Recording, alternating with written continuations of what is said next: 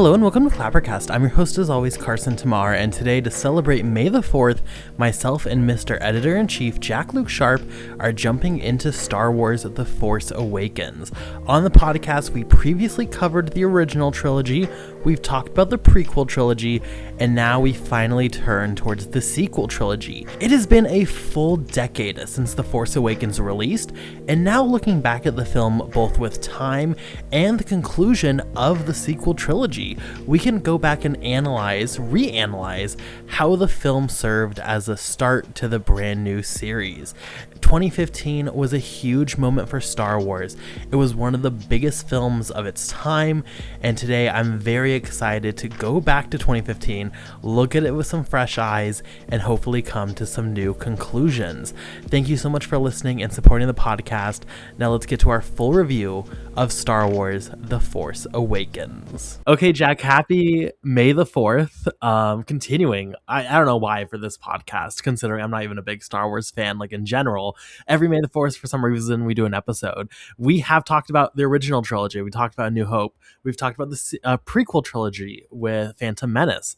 And now I was like, you know what? We've never talked officially about the sequel trilogy. Let's talk about The Force Awakens. 10 years ago, a full 10 years of having The Force Awakens.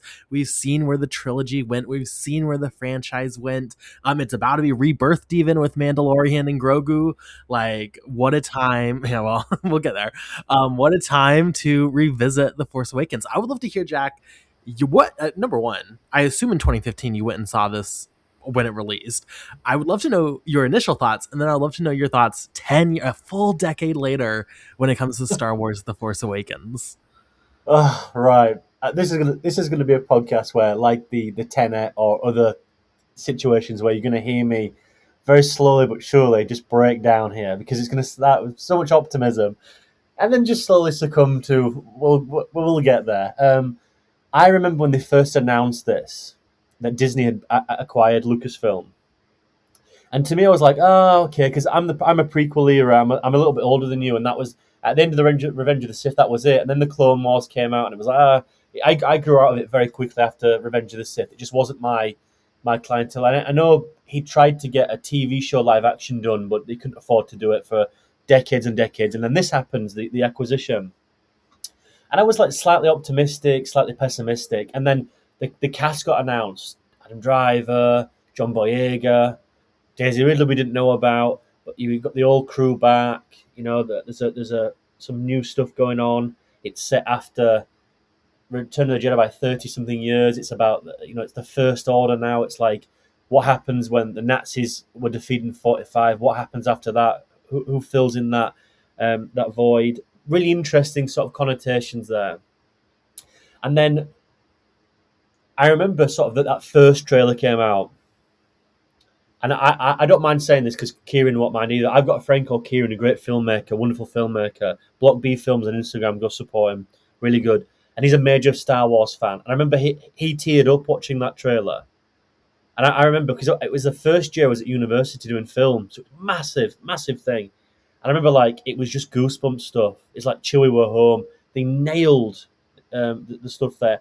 And I felt beforehand, JJ getting on board as a director, but them not announcing any other of the sequel directors, it wasn't really relevant at my point of view then. And we'll get into that a bit later. But I thought, well, JJ's done 2 decent Star Trek movies. He's a good producer. I don't really like certain narrative points. We'll get there. But I was like, oh, okay, I like Super 8. This is great. It's a great... we can revitalize it and move on, like he tried to do with Star Trek in 2009. So I'm brilliant. First trailer was brilliant. Loved it, no problem. And then I remember they did a Graham Norton cast interview. And I remember I worked out quite quickly that Boyega wasn't going to be the Jedi. And I worked out very quickly, knowing Harrison Ford's thoughts, that Han Solo wouldn't make it past round 1. So I went in sort of knowing certain elements, but I was going to be surprised nonetheless, because there was all stuff about Kylo Ren and stuff like that anyway. And I remember I went to the midnight screening with my sister and my girlfriend, who's now my wife. I've got like a tin or something, a memorable tin. And I remember like getting to the scenes. I was like blown away. I love this for first viewing. Let's just get there. I loved it. and the anticipation of what is next, because it very much is a rerun of A New Hope, which I don't really necessarily mind at the time, but it just felt like something that was off the rails was back. And I think for a lot of people, you've got to put it into context. 10 years ago, this was where they started to realize that the MCU was as big as it was. I mean, this is 2015. This is Age of Ultron, which I also saw in the summer. Remember, this came out in December, I think, which wasn't in May. They changed the Disney rates, changed to December. And I remember this was like the year where, is it 2015? That is it is Age of Ultron, isn't it? Or is that Age of Ultron, yeah. It's also yeah? 'Cause Jurassic World, yeah. yes, there was like tent poles. It was like they realized that the MCU was going to be quite big then, and it was like major things. We just had like Iron Man 3, Captain America. That's that second one that's decent. And I don't remember the names. I've got a lot more on my plate than that. And there was just like interesting times where like the blockbuster was like huge, but the tentpole stuff was coming in, and then like you said, Jurassic World and so on and so forth. How to Talk to Girls at Parties released the same year as well, so we can't forget those type of things. Hey, But I I remember mean, going to the cinema not and wrong. walking away. I was like, I actually feel like I'm 9 again. Like they just caught it perfectly. I loved everything about it. I like what's next. And then in context, you've got to look at the other two. Now, I don't want to go too much into it because I know we're here for this, but I feel like it's relevant. There's a reason why, and this is going to sound like very strange and counterintuitive. I did a review of The Last Jedi. I think I did it privately. I didn't do it for any review place, and I remember it got quite big. My review for that, I think it's one of my biggest on Letterboxd, and I didn't really enjoy that film because I felt like the optimism that this shared, that film was very much a pessimistic version of everything, and it felt like that's very counterintuitive to what the first film was all about. It was like bring everyone back, and granted, I've sort of like I've seen Last Jedi in bits, but I would always watch this in full. I don't watch Last Jedi in full, but there's a reason why when Rise of Skywalker came out, I wouldn't let anyone review that for Clapper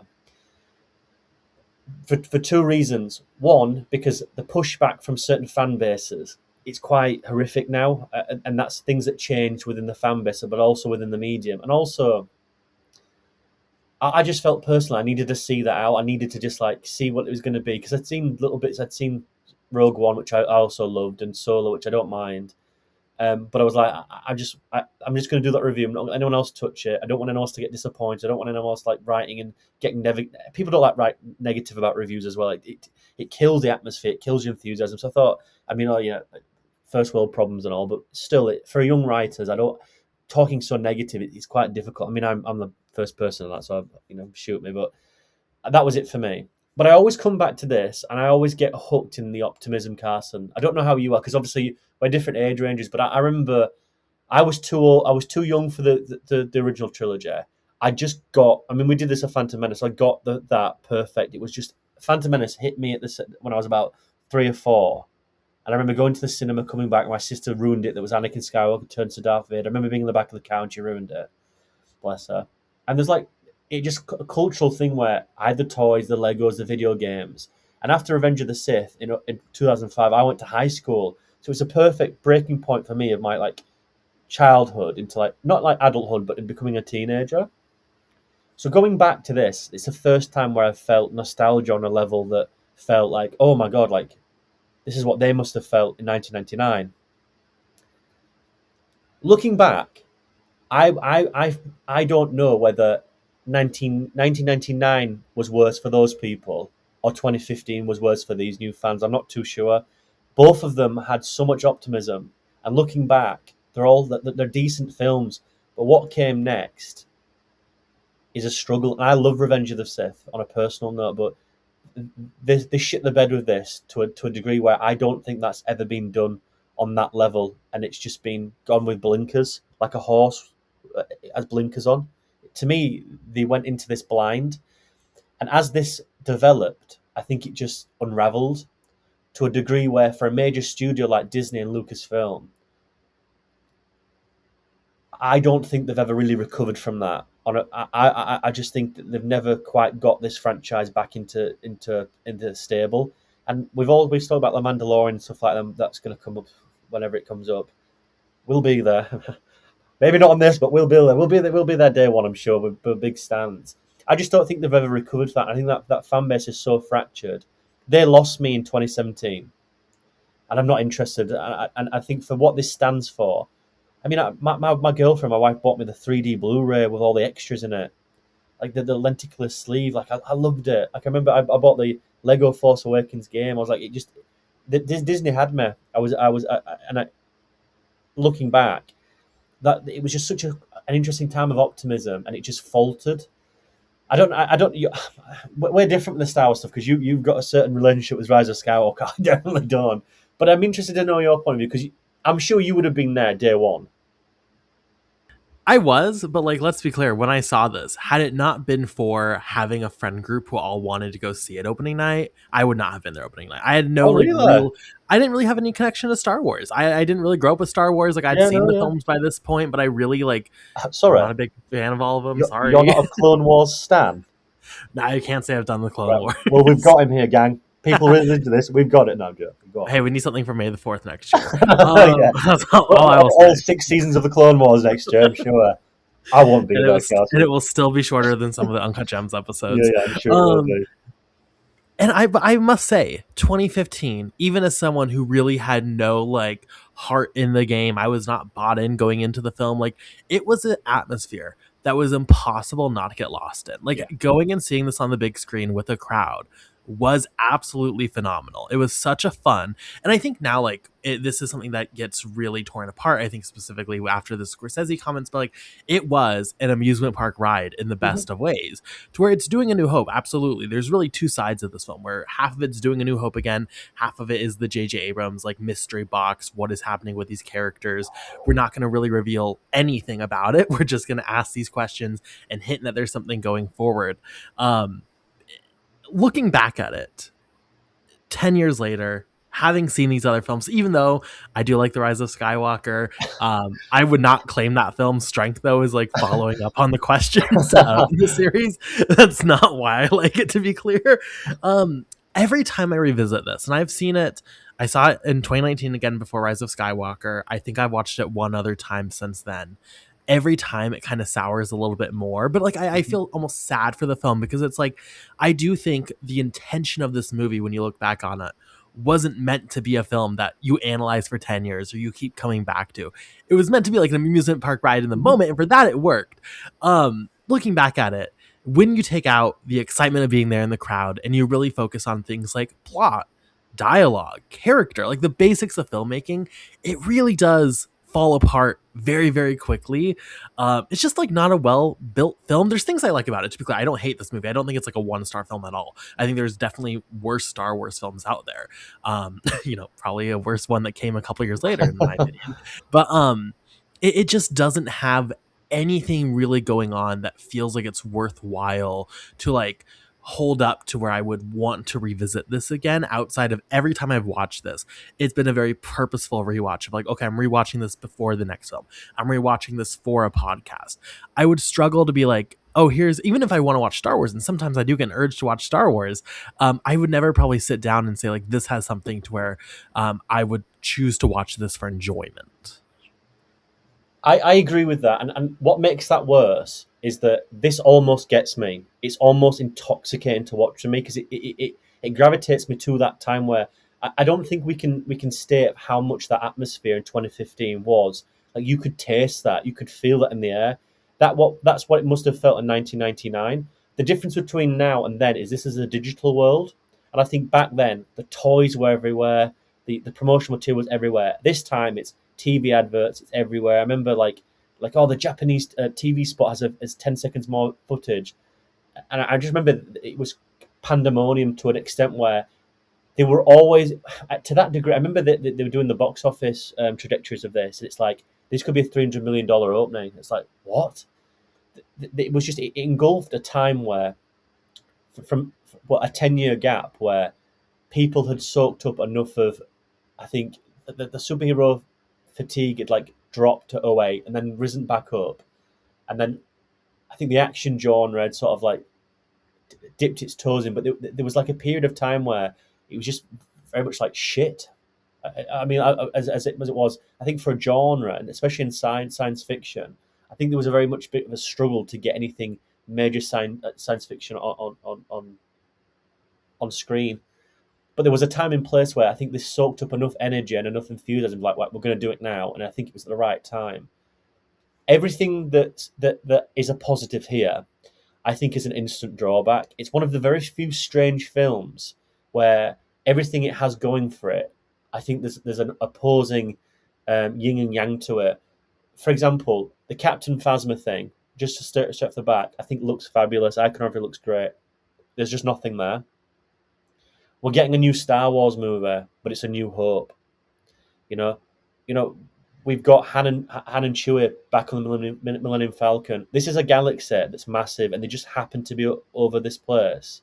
You know, we're meeting character, but we don't know who she is. We don't know where she's from. We don't know nothing. It's like it tries to have its cake and eat it constantly with how it's devised, and I think it really struggles.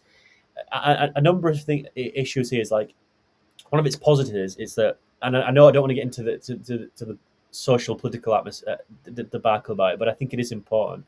It's also a female lead that's unknown who's a Jedi, and I think for a lot of people that was difficult to comprehend. Now, for me, I don't really understand how that's difficult for the fan base when they've got Ahsoka.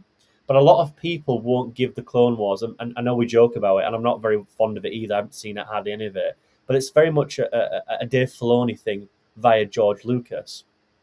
So it's very much from the author's mouth, let's say. So it shouldn't be much of like any major, distinction. I think it's just a natural thing with how it's meant to be a Skywalker saga. You know, I just think I think the whole thing is interesting. You know, at the end you've got Han Solo. And another thing is like you've got a Star Wars movie. Where is Luke Skywalker? And I think that's one of the major issues there, where you can incorporate that character to a degree where it could be far more immersive. I think there's major issues behind the scenes here. I think he signs on without scripts, and then it's delivered to him, and he's like, "We're going to leave you." I just don't think they had any idea of how to incorporate that, because it's somewhat like Genius and somewhat very difficult, where we're going to leave you to the end. And the reason why we're going to do that is we're going to use you as a jumping off point to take you somewhere else. But also in the meantime, we can blood these characters in. Brilliant. I think on paper, that's brilliant because you're leading up to it constantly, but you've also got a narrative in its way. Very great storytelling. You know, you build up to something, but you lay the groundwork of something else in the meantime. No problem. The issue you have with that is that when the second person comes onto it and does what he does, I think it undermines that relationship because you're watching this build up to get to a point where it's not only anticlimactic. I think it's quite not offensive, but I think it's like a backhanded. And I don't want to be like a stand like, oh, you know, have written to Disney multiple times. They've yet to get back to me. But no, I just feel like on a personal level, I feel like I remember there was audible gasps when I went to go see this at midnight. She was like, when that happened in Last Jedi. But I remember the optimism of it, of the face, the little twinkle of the face, where it's like that, and he sees the lightsaber. I get goosebumps talking about that. But it's the connotation of where that leads to, and I think a lot of the narrative here is a constant. It's ellipsis. It's like it's not a full stop or a question mark. It's like not an exclamation mark. It's ellipsis or a question mark or ellipses. If I've got that wrong, I do apologise to the English stands out there. But I just. To me, everything positive here, Carson. It's like we're going to get to see Luke Skywalker's lightsaber, but he lost it in Bespin, and then Maz Kanata's there, and I'm like, and with a fucking stupid box that like it's just the dumb stuff, and it, you know, you've got John Boyega as a stormtrooper or a First Order, and then he's a Jedi. Why not just have him as a? I don't know. I think that's also a cruel catch-22 as well. What's happened with that character and that the cultural ramification, not cultural, but I think racial ramifications of that doesn't look very good either, because that's a bait and twist, and that's not very fair on a community where he was erased from certain posters in the East. You know, we've got to mention that as well. But I think going back to the narrative of Force Awakens, there's a lot of fishing here, a lot of bait and switch. Now, I don't mind a bait and switch narratively if the switch is like, oh, you got me, don't mind that twists and like that. This feels like for the sake of like moving something on, it doesn't feel like very much organic. Why would you fake out a character who we develop as a relationship to see another character? Why not just? I don't know. I just think that's very strange to me. I don't quite like that.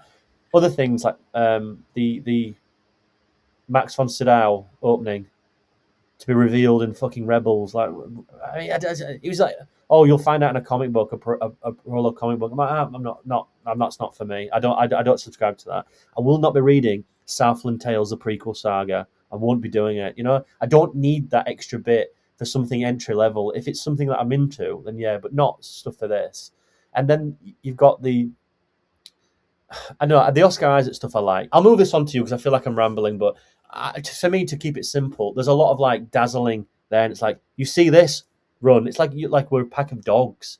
There's a lot of bait and switch, but everything here that's positive, I think there's a negative. The mini Death Star, like, and now it's a planet. Like, I don't. But it's bigger. Think about Well, that. yeah, Sorrow. They have charge of the sun. And as we Whoa. know, it obviously means better, doesn't it? Yes. I feel like that's, I mean, how you are describing this, it really is like the curse of this movie as far as aging. Because at the time, and the biggest like modern complaint of Star Wars is that everything is just about the Skywalkers. Like Yes. everything, nothing can be without it. Even like Mandalorian obviously lost itself to that.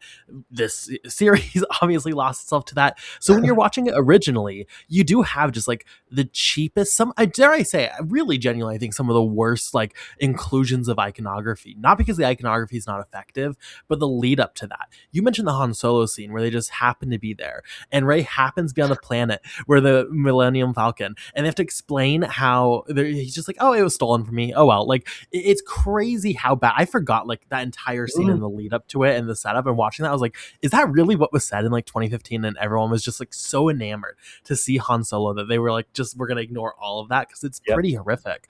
But when you're watching this in 2015, you do have that side of this, but then you also have these new characters. You have Rey, who has, yes, there is Ahsoka, but still is a female Jedi. You have John, you have all these characters that have like some interesting twist on some known like identity within the Star Wars property. And there's like excitement for those characters to provide something new and like break away from the Skywalker saga. Of course, you quickly find out, in the next couple films, maybe it's not as broken away as possible. So that then leads to where like, you watch this movie, and if you watch it under the guideline of like, I'm frustrated that everything is Skywalker, it just like falls apart. I also just really will say, like, I hated, even from the opening crawl, I don't hate that they saved Luke towards the end. Like, I don't really care about that. Yes, if, baffling to do that and then go where you do with the next film. That like hurts that entirely. But I don't like the fact that it's like this entire universe. I guess one thing that bothered me is just like, I don't like that we don't have a lot of context given between how we got from the end of the first trilogy to this trilogy that happens. And it's just like, there's the evil threat is back. It just happens to be back. And the movie itself, the only context it gives is that Luke Skywalker went into hiding. So that is the only reason seemingly that it happened. That is all that it gives in the opening crawl.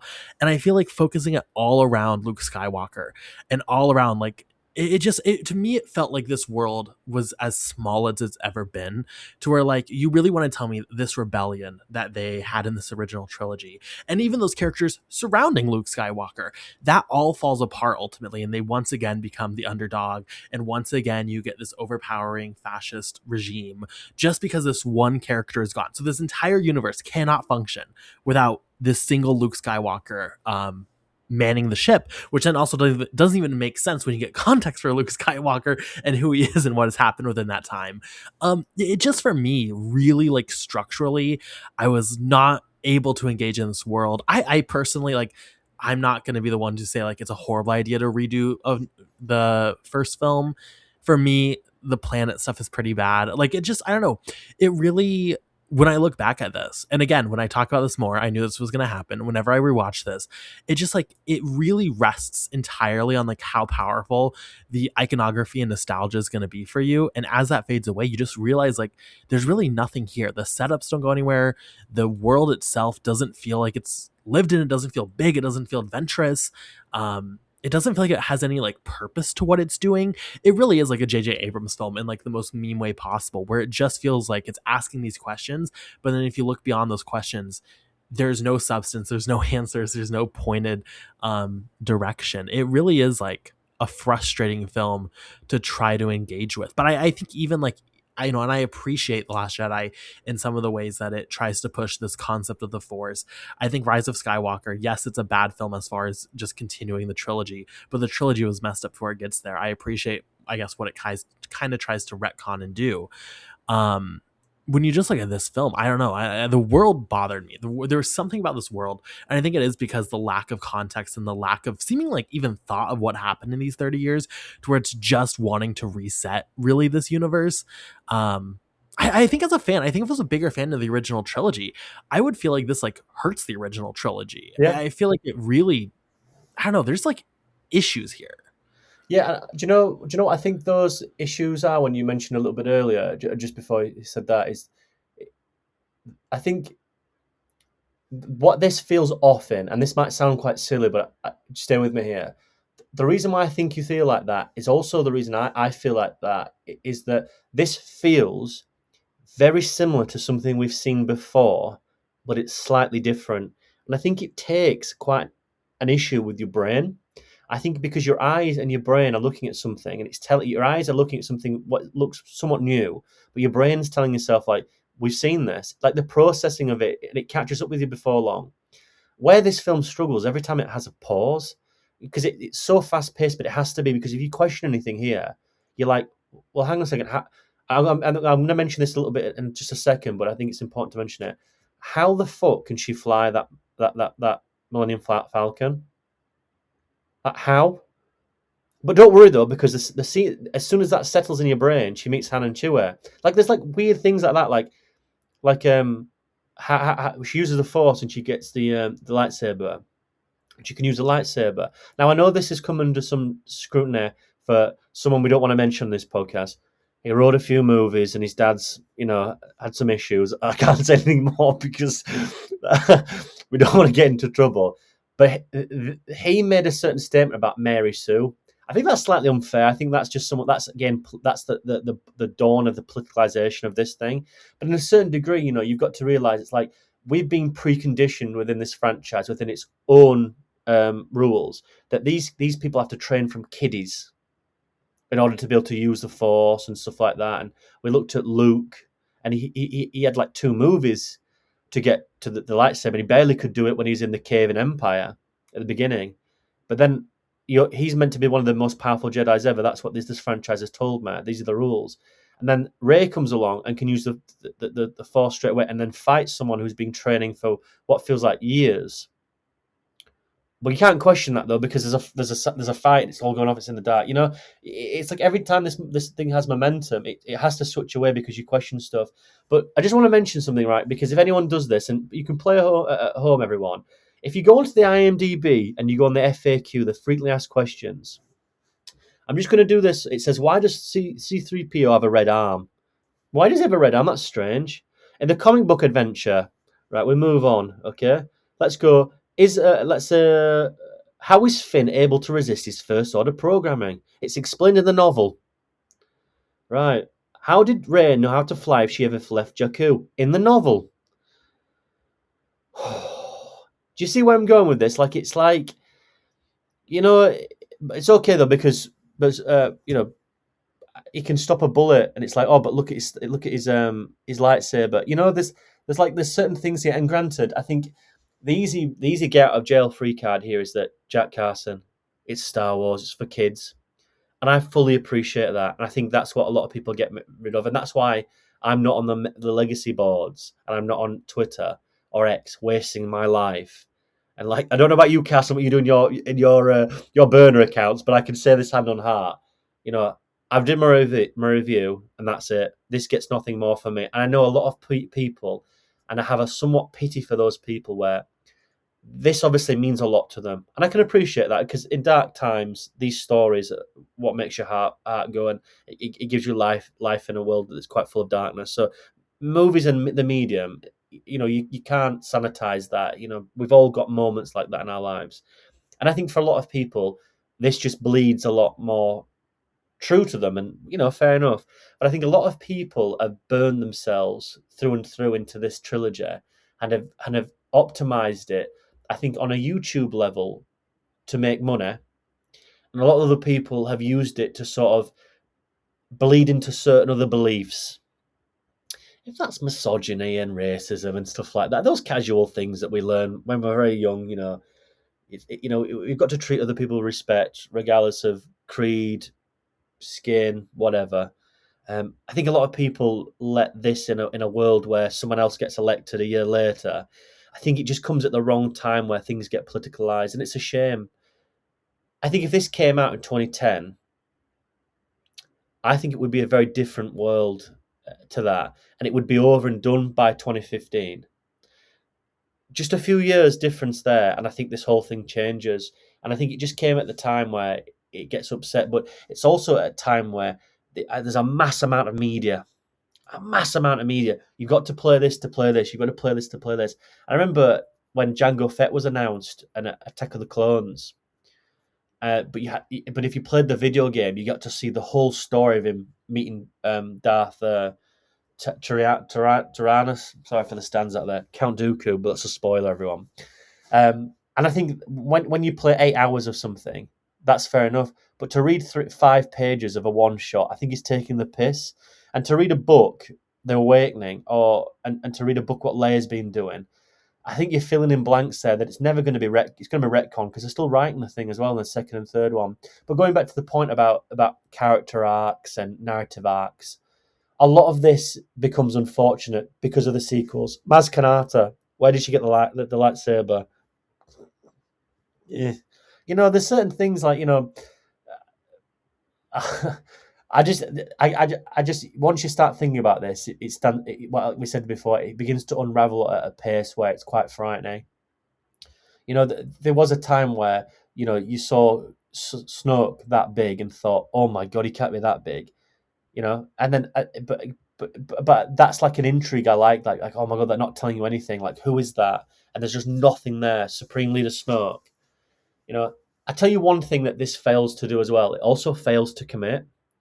Because when they have the Starkiller base and they set off those, when it blows up, not the ender, but when it fires off the shots, it destroys planets. Now, if you didn't know anything about this, or you were somewhat familiar, you would think that one of them is Coruscant, which is in the prequels, which is the home base, basically, of the galaxy's political things. And you would have thought, well, that's where they would do it, wouldn't they? They would destroy that, and then the galaxy would crumble, because then the Senate's deteriorated. But they can't commit to that, can they? Because if they do that, it's too big. It's too big. So what do they have to do? It's just another planet where the Senate's located. But then in what should have been Battle of the Fates, the Colin Trevorrow thing, that was meant to be in Coruscant. So I think there's also difficult writings there where I don't think they know where they're going. But I just think that this fails to commit on so many levels. And yeah, things are cool to look at. I do agree. But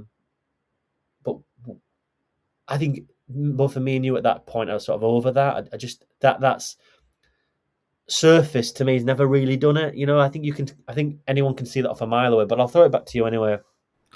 No, I mean, I agree. I will say, I think the visuals, it's as everything we've said, where like there are some visuals in here I really like. I like that they're using some tangible sets.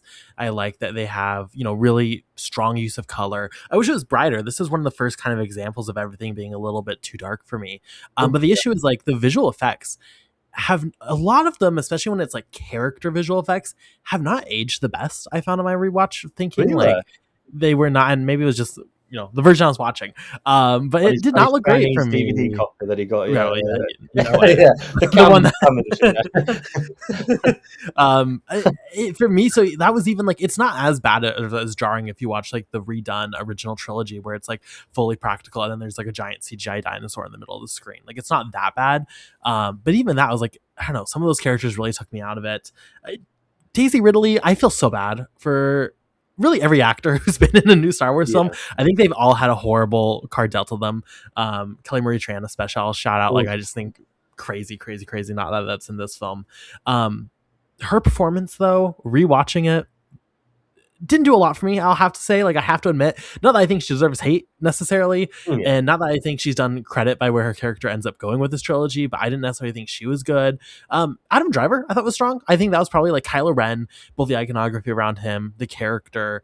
That's probably the strongest setup here. I'd be fascinated to see like the behind the scenes of this though, because it really does feel like, number one, it feels like they're writing it as they go, which is why you get like, we have to get Rey on this planet, we have to get Rey on this Millennium Falcon, how do we do this? I guess she can just fly it, there's no one else there to do it. But also just be fascinated, like, what was actually pitched from this film to set up to the next movie? Was it just like complete freedom for Rian Johnson? I mean, obviously the Trevorrow stuff got in the way and messed up, I would assume, a lot of it, but it's I don't know, it's a baffling, yeah, it's hard almost to talk about because it just feels so like, when you really break it down, it feels so empty, as you mentioned. Like, it really just feels like what is there to talk? It really is just like the most simplistic Star Wars plot when you break it down, just with like a mix of these new characters running into these old characters kind of randomly, and these old, like the lightsaber, right, in the wherever it was, the bar or whatever. Like, it's just not a lot going on. I think it moves pretty quick. I didn't think this necessarily felt drawn out, but I'm really scratching for like, when it comes to positives, I'm really like just trying to dig to something. I'll tell you what. Let's yeah. move over to the negatives. Sure. I'll tell you one thing that I find very difficult to sort of thing is, let's talk about Rey for a bit. So Daisy Ridley is an unknown. She was in between us two. I think either a year earlier, and her scenes were cut. I remember there was a few people, because I know someone who did work experience at Pinewood, who also is the same person I know who does the James Bond stuff, that tells me stuff, and they said that it's like this an unknown girl, but she was excellent in the auditions that had been done, because she can cry on cue, and she does do a lot of that in here. I think she's the least issues of this film. For one primary reason is, I don't think she's given anything, because I don't think they know anything about what to do with that character yet. I think JJ is not interested, because that's someone else's issue. And once you write that character at the start, you have to go through with that lineage there. And I don't think they have any idea, because the world then is open to possibilities, because now she's a Jedi. So he can't box her in. So again, it's catch-22. They can't write it very strictly, because at the end, it opens up a box. Pardon the pun with the JJ thing. One noticeable thing I noticed about this on a rewatch, which I've never noticed before, is that what really annoyed me about this, and again, I'm gonna sort of be counter-intuitive, because I'm saying you shouldn't really care about it, but I think it's somewhat relevant to the nature of the beast, is how they deal with R2-D2 here, because that C3PO, right, whatever it is, with the red arm, is Leia's porcupine, like they're like besties, but R2-D2, right, who's been here since day one, who was rescued by that boy on Tatooine 40 years ago, right, who has been there with him to find out who he is as a person, if it's with Yoda, who was, who I just think that who fired out the fucking lightsaber in Return of the Jedi. He's been there thick and thin. He would not leave Luke Skywalker, and I think vice versa. The fact that R2-D2 is not with Luke at any point, to me, is a mass misunderstanding of those two characters. But what I thought was interesting is that when they go to the base, they say that R2-D2 is on low power mode because Luke's gone away and doesn't power up, which I think that annoys me. Han Solo's there, Han Solo, that annoys me. But he only comes back on power when Rey returns at the end. Now, if that little fucker's on low power mode, he doesn't know what's gone on at Starkiller Base, does he? So he doesn't know the heroes have won. But when Rey comes back, R2-D2 powers up and they find the missing map. Now, I don't know about you, Carson. Let's just put our Star Wars hats on here.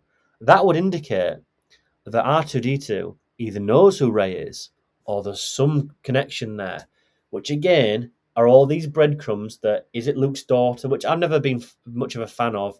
That was probably the natural progression, but I think it was far too easy for them to write that, because it's far too easy, and I think it's like, oh, that's too simple. But ultimately, if that's a natural facet of the characters, let it be. Yeah, it's a bit simple and a bit silly, and that twist doesn't really come in. But we're all guessing that after the father-son thing before, and the brother-sister thing. So it's naturally that the franchise we'll go through that again. And I think it wrote itself into a bottle where you get Ryan Johnson. It's like, we can't do that. We need this to be different. But how that writes itself in here is so fundamental to those two characters knowing each other. And R2D2 didn't even wake up for Han Solo, but he woke up for Rey. So that's, again, there's like little nits here where it's like, okay, that annoys me. I agree with you. I think Adam Driver's a standout here. The way that he's been shot by Chewie and he's hitting the wound to get angry, I think is a great little bit of texture to showcase that that's still a very brittle and earthy type of character who's not quite the Sith Lord he thinks he is, but it just brings it back down to a human being level as well, which I think was missing from the prequels. I think Adam Driver is very good at it. I think Harrison Ford, for the most part, brings a certain level of enthusiasm to that character for one last hurrah that does make that finale a little bit more bitter. And I think it's all probably more the better for it because it gives it a lot more substance and sustenance to go on forward where there's a fallout. I quite like that. I think Oscar Isaac one's an interesting one. For the caliber of actor that he is, I think that definitely feels like you're not going to be in this very much, but you will be big in the sequels. And I don't mind that, but again, that character disappears. We know nothing of that character throughout this whole trilogy. Very poorly underwritten. The John Boyega thing always breaks my heart a little bit because I remember seeing him in Attack of the Block, the Joe Cornish film. And I remember John Boyega as like got a certain level of character and enthusiasm. And I think that's a great boundary level to break because John Boyega, even though we're from the same country, does not look like me and does not sound like me. And I think for the British audience to see him on screen, I think he's brilliant anyway. But to see him in a Star Wars movie, I think that's perfect. Because without sounding a back on a compliment, I like the rough with the smoothing that I like that John Boyega comes in here with a different type of enthusiasm and a different type of hunger. And I think how that character works is interesting. However, and I don't want to sort of overstep the mark here. When you rewatch that, it does write a certain type of racial stereotype on occasion. I don't know if you felt like that. There's a certain like, I don't know. Maybe that's not for me to sort of pinpoint certain things, but when because in February I did a Black History Month, and it's interesting when you see black writers and directors with white directors and writers writing black characters, especially in the exploitation era. And there's like the honky and stuff like that. There's certain like how actors perform to like overtly state a racial thing. I don't know if that makes any sense. But here, I feel like it's almost on the cusp of like, just let John Boyega be John Boyega. I think the fact that he's an American accent here, it has to do that because he's got like a very British Cockney new wave accent as well. And I think they've got to go American. I think that sort of puts him in a certain line there. I don't mind, but I just think that that character's not explored enough. You know, that's primarily being a First Order stormtrooper and being radicalized, let's say, as a child taken, which you find out in the novels. I think that's an interesting parallel to Rey being lonely and being there all alone, a scavenger. Why not have them as parallel characters? I don't know what Captain Phasma's all about. There's nothing there to talk about. I think Domhnall Gleeson is good here, and then he's got nothing to do. I think Carrie Fisher is there. Is she really there? I don't know. Harrison Ford, like I said, Luke Skywalker's irrelevant. There is very little to talk about who actually takes the center fold here. It's probably Adam Driver.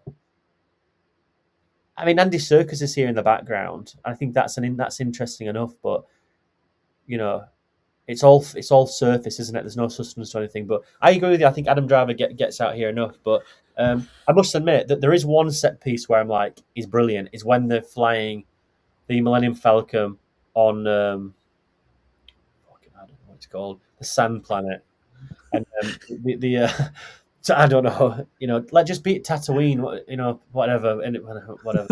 But when all the TIE fighters are flying around and they go up and down and up and down, and that was in Yeah. all the TV spots. That's brilliant. That's like child stuff. I love that. I love that. But then you get to the Han Solo thing on the ship where it's like they're dealing with stuff and there's like a big monster. I'm like, that's a JJ thing, not Star Wars, you know. And then it's interesting you mentioned about effects. Did you feel the same when they go to the Starkiller base, where the big room and there's just one?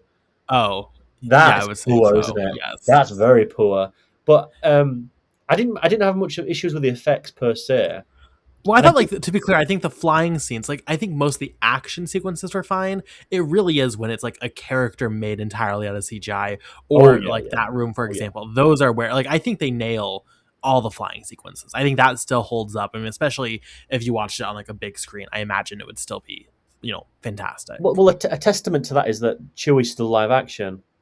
Yeah. Well, if it works, why change it? Why not make Maz Kanata a puppet? Yeah, exactly. Yeah, And, and and there are like weird moments where like they'll have like a realistic fire effect behind a character. Like there are moments where it harkens back to like that original like yeah, trilogy and how it looks more practical, and that's why it's like, oh, that's great. But then you have a CGI character walk on screen, and it's like, oh, it stands out so much more than yeah, it even would have if it's all CGI. At least then it all would have looked kind of bad. I think that is the issue, is that it does have, even compared to the rest of the trilogy, it's far more practical in a lot of ways. Even just the sets, like they're in a real forest at a point. That feels, to like, compared to modern Star Wars, that feels radical almost. yeah. But then they just have a CGI character, and it's like, oh, it's 2015 CGI especially.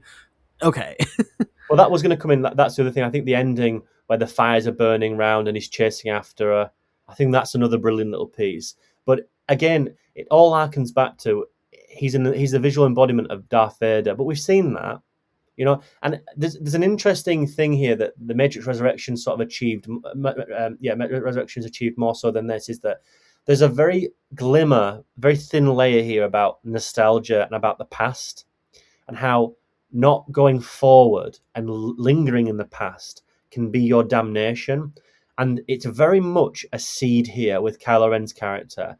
The irony of that is that this franchise itself succumbs to that very sentiment, which I think is fascinating. It's like I can't explain it any other way aside from what this film does, in that it constantly here threads the seed of you can't live in the past. You can't live in the shadow of something that's happened before. You have to go on and do something else. And then the next movie over repeats itself issues. And then in the third movie defines itself as something about not being able to repeat the past. So by the very sentiment of what this thing showcases by its villain, is a villain because of these ideals and ideology, the film itself, the franchise itself, succumbs to it. I mean, that to me is like genius writing on a level that these people don't know what the fucked up they're doing. Like, nobody realised that in production. No one realises that we've just spent 2.5 hours nailing this villain to the cross because of his actions. And then in the opening of its sequel, you define that by doing the very same thing, by killing the past, which is like, oh, well and good. And then re-go on that, which we'll get. Well, that's another day. We'll get there another day. I won't be there, but we'll get there. But then by the third film in its finale, it like succumbs to that very notion. I find that fascinating to unravel. That surely cannot be a conscious thing. If that alludes to the fact that these people had absolutely no idea what they're doing here, maybe the only reason why that makes that even worse is that the person who wrote this and directed it does the same thing in the third film. He's behind the camera. It's shocking to know of how this was in disbelief. One part of me thinks about the production history, and like you said, I think there is a feeling that this is. I don't think it's on. I don't think it's. I think there's a screenplay here. I do. I'm adamant there's a screenplay here, and I think there's an A, B, and I think there's an A, C. I just think there's major gaps here because there's promises of we can't showcase the hand because we haven't done 2 and 3 yet. Major mistake. Write them all. The fact that they'd let Ryan, not to do like a red letter media here, but they'd let some guy write a major Star Wars movie, and they quickly, swiftly moved on from that, didn't they? Because they realised that if you let someone's personality get into these screenplays, you're not going to have a common core connection. And I think this should have been done by three or four people, and had them all together and have a lineage. And I think you can tell, because I think there's a screenplay, but there's so many holes here because they can't put around. They can't put a square. They can't put like a circle in a square here, because if they do, but by the time we get to round 2 and 3, things are not going to add up. And I think there's a severe lack of foresight here. But I think narratively, it's a tricky one, isn't it? Because there's certain elements here where it writes itself, and there's other certain elements where I'm thinking, when you're watching the screenplay, like someone watching the film, watching the screenplay, you're thinking, right, okay, like, why does this lightsaber have like telekinesis, and why is she there in Bespin? That's never a thing again. I don't know. I just think there's interesting things here, but again, it's like mass media. It's an issue for its times, but I don't know if you've had the Blu-ray, but I bought the Blu-ray, and my girlfriend and my wife bought the 3D Blu-ray. There's no alternate scenes on here. There's no deleted scenes. There's no cast reading for the screenplay, so you can't tell anywhere. So there's a lot here that I think that it would be very interesting to see where it would be on the cutting room floor. I'm not entirely sure. I don't know. But it's a film that defines a generation of, and I think, I don't know this. I'll throw this back to you in a second because I'm fascinated to know your answer here. I don't know if we're out of this yet, but it began a generation of, we're going to give you something, but it's not going to be what you think it's going to be, and also it's not going to be very good. So the audience gets shit on twice, and it's also a feeling of like people, the producers and studios were firing things out without sort of a set plan, but also it was like, just have that, just have it. And I think there's a lot of films that came out here where it felt that things weren't completed. And I think another issue that comes across 2 years later is Batman v Super, is the Justice League. Another feature where the film before it sets a certain template and that goes against it. But there's other serious issues with that film privately as well, which I think it's not very fair on the director. But I think there's also a studio thing where just release it, they'll take it. And I think those are two tentpole things that people waited a long time for. The Justice League even more so than this. I mean, George Miller was meant to make it in 2007 or maybe in 2010 with Arnie Hammer and stuff like that. Yeah, dodged a bullet there. But I think there's a time where studios had these major properties like this, and you would expect a certain delivery of the technical skills there. Maybe not Batman vs Superman, Justice League with the most. Maybe it's not there. Come on, it's not there. But there's a certain, expectance of these major studios being able to deliver a product. And I think this is a half-assed start where even the MCU got infected by it a little bit. But I don't know how you felt about this era. Let's say the 10-year mark from 2015 to, let's say, last year. They felt like there was a delivery of giving people something and even themselves not knowing what it was going to be. Do you feel like the same way? I don't know if I'm explaining that very well. No, like 1,000,000%. And I will say, for anyone curious, we did an entire summer where we tracked the history of blockbuster cinema, and we analyzed it. I think every episode we ended kind of depressingly on comparing it to the state of modern blockbusters.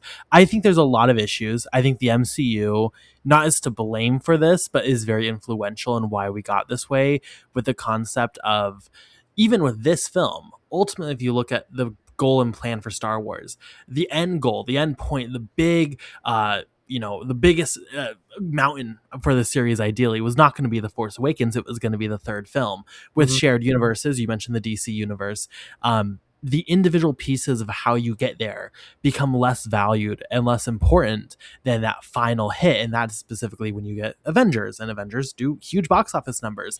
The MCU, thank God, survived well enough to get to Endgame and Infinity War to close out their chapter before they got too deep into this. But then if you look at everything MCU from 2020 on, it is just one of the biggest messes of a shared universe or of a narrative, just storytelling that I've ever seen. And Star Wars is exactly the same way. You watched Mandalorian season 1, and it is a contained story that people enjoy. And they clearly don't know. They're like, oh, well, people enjoy it, so we can put Luke in it. That'd be great. And just Star Wars continually has proven to not know what it's going to be. It's very, very not necessarily that it's a shared universe where it's all building up to the same thing, but it's very disjointed in just even genre or what it's going for. I mean, I think the fact that, they had, and I will say, like, obviously it's not as big of a restart as Force Awakens is for the franchise, but we've not had a Star Wars film for 7 years in theaters at this point. Mhm. I think it's really telling that Mandalorian and Grogu by Jon Favreau, which seems to be, we haven't seen it yet, which seems to be pretty bad. It seems like at least, let's say, the safest algorithm movie maybe ever made, appearances at least. Maybe I'm going to love it. Who knows? I think it's really telling that, in a bad way, that is what, after 7 years, Yeah. this is your chance to hook an audience. That, and I was thinking that when watching the Force Awakens, actually, it is wild that for a lot of people, if you go just by kind of, I think, general fan base, this was the last time they enjoyed Star Wars, was Force Awakens. Ooh. 10 years ago at this point. Wow. I know Andor got well received, but I think there's a lot of people who just want the dumb fun of Star Wars who didn't get that in Andor. Wow. It's pretty depressing, but like, this was your chance, and you're just throwing it away with Mandalorian and Grogu. Like, it doesn't make business sense, much less, wanting to do something with this franchise. No, so I think you said it well, but when you look overall just at, franchises, at series, at cinema, it 100% became where, like, it just feels like nobody has a plan, and nobody, like, I don't know. And then you look at, I don't know, even things like MCU with Blade. They were going to make Blade, and it's gone through 20 different writers and ideologies and ideas.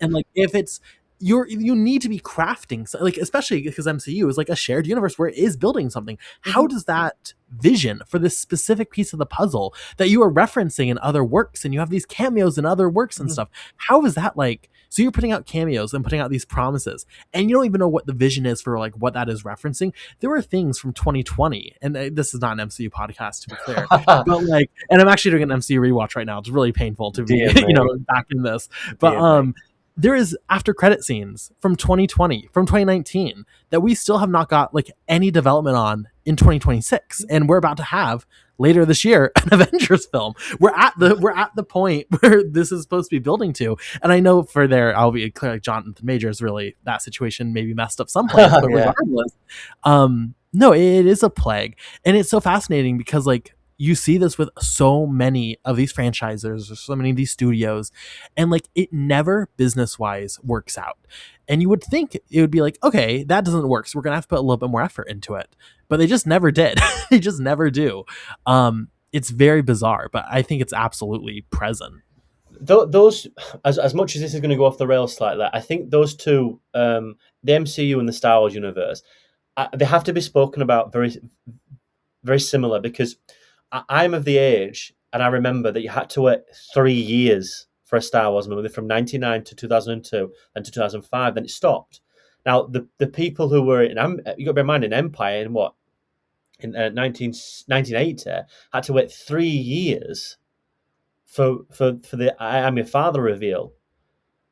Where this comes under Disney is that, bear in mind, those films then had the opportunity, let's say, and granted, they weren't written as a trilogy. They were written individually as time progressed, and developed into one as such, which, again, it probably showcases that it can be done, which makes this vision even worse. But we'll leave that as it is. I think that's quite clear. The one thing that this came under the banner of Disney is that it was going to be commercialised. Now, the commercialisation with Star Wars in the prequel era and the original trilogies, that was most up to Lucas and got 70% of the rate anyway. So they were pushed out to buggery. Everyone saw that. I mean, I've still got the toys today. Like, they were massive, massive. But when it comes under that at Disney and the commercial rate, it doesn't just come under merchandise anymore. Because, like I said before, this becomes a digital world where now it's Air Resistance and that stupid show, whatever it was. Then there's a Rebels, and there's like the new Marvel has to take over, because on the comic book level, everything becomes commercialized to a point where you've then got a major issue, because you've not just got a film every 3 years, you've got an expanded world where the MCU differs from this slightly, because they're taking elements from what's been written beforehand, not after. So the films come after that, so they have a base model of where to take things from. This is different because the film is made and then it's being made and things are made before it, like prologues and prequels and certain comic book one shots. And then you've got to be very fucking careful after what happens after that film because you can't then hype up or touch on what's next. One prime example of this is if I don't know if I don't know if you're a video game player or like that. I don't know if you're down with the PlayStation, but I got a PlayStation 4 in 2015 to play Star Wars Battlefront, the remake of it. Well, essentially the remake, but the reboot.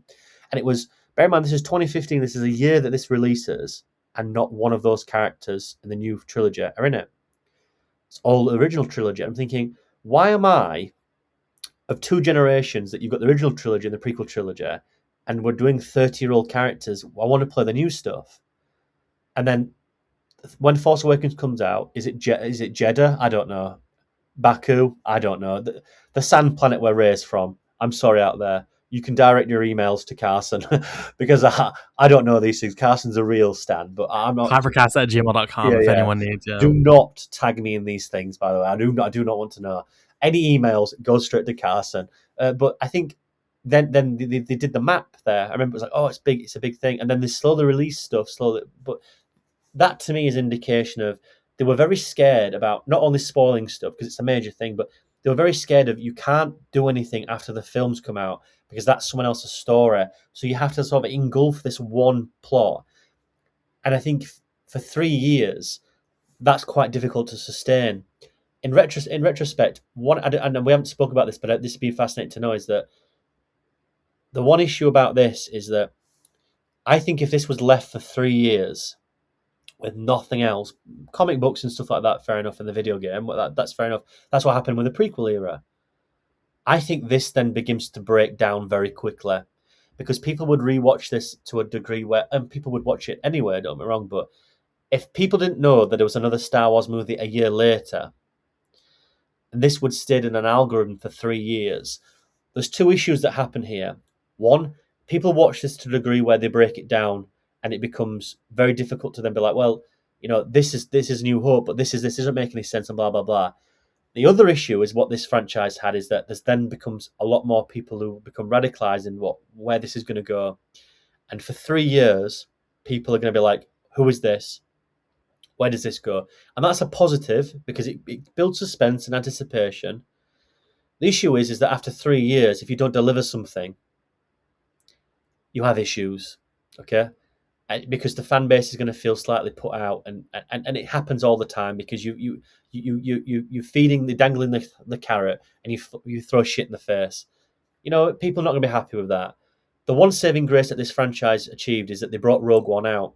Now we're not going to talk about Rogue One per se, but that film had major issues in its shooting schedule, principal photographer, the reshoots in the third act. They managed to save that. God forbid if that came out like it did, and it was a shit show. This would have had a major issue. They would have rewritten Last Jedi like they did Rise of Skywalker. The one thing that saves the Force Awakens is how good I've personally found Rogue One, because that takes you back to the original trilogy, fills in gaps. And I know a lot of people don't quite like that because it's not unique enough, and it's the same issue I think you said, Carson. It tightens the grasp against what this world is going to be. But I think for the sake of the film, it's a heist in the Star Wars universe. That's quite cool. Darth Vader, Palpatine, Krennic, new characters, and Tarkin's in there. We'll get to that another day. But I find that interesting. That saved this film because it's another bit of hype there. I'm a firm believer if that film gets released as it is and doesn't do very well like Solo does, The Last Jedi becomes a far less risk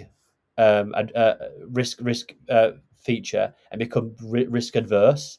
I think that, and this is getting our conspiracy hats on here, I think that then gets Rian Johnson, another writer, we can't do this, we can't do this, we can't do this. You cannot give Luke that sort of entry. It's too much of a risk after Rogue One. And the same thing happened after The Last Jedi. The one thing that set that on fire more is Solo, because it was just, yeah.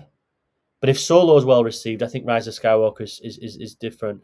But I think that releasing these properties so close, a Star Wars property, a year in, year out, again, epitomizes the issue with this film, is that Everything that goes forward for it is also pulled back. You've got a Star Wars movie every year, but if one of them shit, they shit the bed. Oh my god, what we're gonna do? What we're gonna do? You released it. It's fine. It didn't do very well. It is what it is.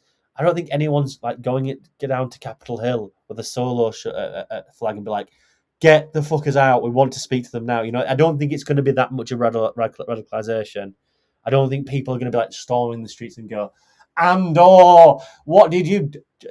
In the same token, these fuckers brought back Boba Fett in its own TV series, and nobody likes it. The character that like everybody loved in Empire and it would Return of the Jedi, they brought him back, and nobody talks about that show. Everyone hate Robert Rodriguez directed. Get that another day. Written by Dave Filoni and Jon Favreau produced, and nobody likes it. Nobody talks about it. They've had to bring the Clone Wars back twice, Carson. When will it end? They still have to use the animation style. We can't move on from it because we have to remind those fans, Yes. like, it is Clone Wars still. Yeah. Do you know what I mean? Like, it's like, oh no, absolutely. It cannot run away from the past, which eventually seals the fate of its characters. It is a fascinating period of the medium where you could do this podcast. We could do. I'm not joking. We could do 17 weeks of this, and I swear to God, to you, hand on heart, and to everyone who's listening, you would not be able to keep me quiet for 17 hours. I promise you. You could go through this, and you could find all sorts of issues, commentaries. It's just it's never been, and it will probably be done again. I think the MCU. I think you're right. I think when that comes to another pause, I think there'll be a pause and reflect there where they've had other issues in that franchise, but because it's such a massive beast, it can't be stopped. This is the first of its kind, of its level, of its budget, of its audience, where we've never quite seen something take off and then just slowly nosedive. And I think it's such an interesting thing to see because the age of cinema from the early 20th century, you look at George Méliès, what we've done on this podcast before, and great stuff by Buster Keaton and Chaplin. You look at the stuff, and we look at James Whale, the iconographer. This has been a fascinating podcast about how cinema has been intricate and how it uses certain imagery and how it's evolved. It's taken 115 years to get to this point, and this is probably the first time where we've never seen something quite like this at the height of something of a property. It's not a new run risk. It's not something that's like, we've got to be careful what we put on here because no one has seen this before. It's so straightforward, yet so complicated.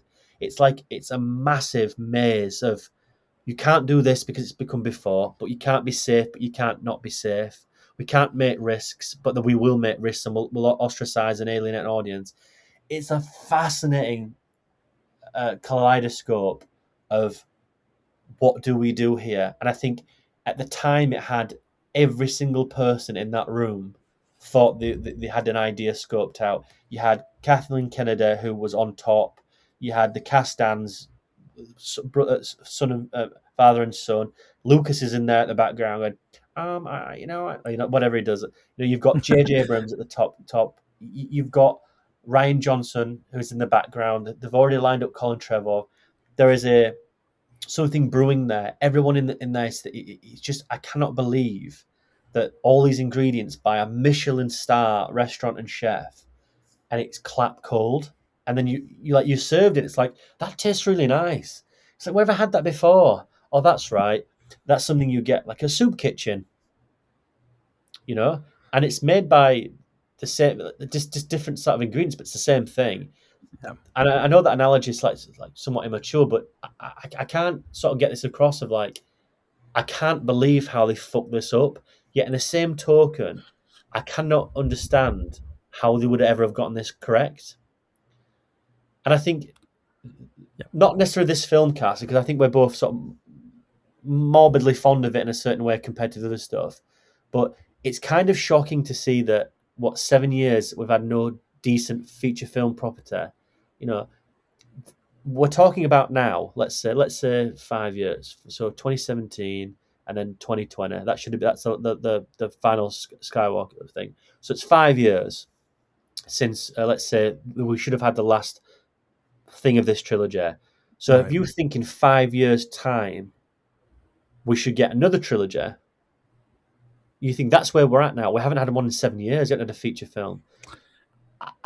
Star Wars now, to me, when I was at my era, belonged on the cinema screen. Right. You heard the Lucasfilm, the 20th Century Fox, and you had it was like black screen and da da da da da da da, and it's like that comes in connotations with cinema. The blockbuster. We've had this chat. There are it's an intertwined relationship, that franchise, and I don't mean any disrespect here. It's now a small screen. Oh yeah. I don't know if anyone likes sports. I know Carson's major on the sports, but we're talking about a top league team here who's won everything, and they're playing in the domestic league in your hometown. And I don't mean any disrespect to the television there, because there's going to be some people who'll come out there, but they've also optimized that themselves. So fuck them, with Disney Plus. Pardon my French, you may have to bleep that. But I get to the point where this franchise suffered enough now. We've got The Mandalorian, which they've ruined anyway, and then they're doing other things on Disney Plus with it, which they tried to do the Visions of Force, where they got the anime and stuff that was cool, but nobody watched it. But they're cool, they're fun, but nobody watched it. Like Andor was going to be 5 seasons, now it's 2. What's going on? How can you fuck up Boba Fett? How can you do that? I don't. They're so risk averse now because they've been burnt. It all comes down to money, doesn't it? This is a, and to epitomise what you're saying here, Mandalorian and Grogu, and we still don't know anything about that character, but yet he can heal people. But Rey did it in Rise of Skywalker. Where the fuck has that character been for 30 years in a cave? Like what? Do you know what I mean? Like how are they going to write this in? How are they going to do this? You've got a major Star Wars character who won't take off the mask. Like you cannot write this. It's so counterintuitive. I find it fascinating. You know what I mean? Like you No, absolutely. Yeah. And to see that, we're seeing a spin-off of a television show be a feature film. What? It used to be like that. What? It used to be a feature film and a television thing, and a spin-off. What's going on? They've fucked up the spin-offs for feature films, and now we've gone for the television spin-offs to be a feature films. What's going on, Carson? What is going on? I mean, it's definitely not this is not the Solo podcast. I think you cannot overstate how wild Solo flopping as hard as it is. Like, it's genuinely insane. Can I tell us a quick story about that? Go for it. Yeah, of course. I've said this on a podcast before, right? I went to the midnight screening of Rogue One. It was packed. Like you were like breathing in someone else's like breath. Like it was like that. And the Force Awakens was like magnificent. Like you were like tightly up. Everyone was screaming. So I went to The Last Jedi and it was absolutely rammed. They did double back screenings. They did The Force Awakens and The Last Jedi. I couldn't go through that again, so I just watched The Last Jedi. When I went to go watch Solo, right, they were outside, and it was. I went at midnight screening because it was just that die hard. I was like, I need to see it because I think I was going to review it for a site somewhere. I think I reviewed it somewhere, and they made you sign an NDA or a local cinema theater. Wow. Yeah, it was like you can't post anything about midnight reactions till a certain time. I was like, this is odd because I've done 3 of these and they were bigger films. We sort of know where this is going to go, really, don't we? But maybe the twists and turns in Solo we just didn't anticipate. It's obviously the Darth Maul thing. I think that was the issue, was it? And we've seen that happen, haven't we? Whatever happened to Amelia Clark? Anyway. Oh well, you can watch the show right now airing. I don't know if you know there's a Darth Maul show. I guess. Oh, is she in that? I don't know. I didn't watch it. Shadow Lord. I don't know. You'll find out in episode 13 when it gets a 19th season run, I'm sure. But we had to sign an NDA, and I was like, "Oh my god! Like this is what's going to happen in here. This is going to be good." There was 3 people in the audience, including me at midnight screening. Mm-hmm. I think when you say about, I don't people realize. I think the numbers are still fudged about that film. I think that made a lot less than they said. I think there's a major gap there for my screenings, and I mean, I remember the American ones. As someone who worked at a movie theater at the time, and we were prepared for Star Wars crowds that didn't show up, I can tell you, at least at our theater, like Jordan Peele's Us did more business opening night than Solo did. So it's not. It was pretty depressing to see. To be honest, it was shocking. I mean, it was like 5 people showed up for the first screening for a Star Wars film, which was insane. But even like the Mandalorian stuff, it's wild because that first season people liked, and then like slowly but surely they killed it. And we don't need to get into the whole Disney Plus mistake, which I think was crazy for both the MCU and that, and they just made so many insane choices. But like they waited until the series was so cold, like nobody watched the final season, no one talks about it, no one. I don't even know what happens in it. Really cannot tell you. Now they're gonna make the movie of this, and then next year we have Sean Levy, shout out, free guy director himself, making one. So should we get a trilogy? I mean, we probably should have. We probably should have waited 2 more years and then got a trilogy. But now we're back on the big screen with, I mean, I don't know how that's going to go next year, but like, let's assume these 2 films, which I would predict neither are going to be that great, but again, who knows? Maybe if we can get Taika Waititi riffing and one, it'll be good. Yeah, it's pretty. I don't get what we're doing with this franchise, and it's rough, and it's so interesting with like you mentioned risks and being adverse to risks, and it's true, but it's so weird because like I think Force Awakens is very adverse to risk. I don't think it's a very risky film in many ways, but then it's so wild to follow that up with like a film that is all risk. It's tremendously risky. Yeah.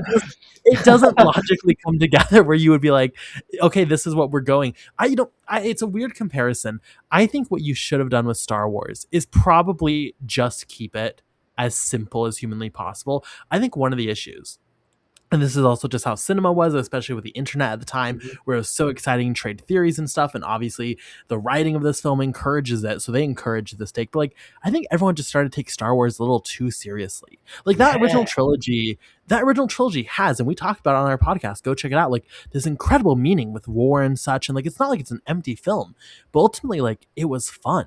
You don't need a mystery box element with Star Wars. You don't need all this serious, even like some of the drama and emotions, much less the mysteries and the questions and these characters.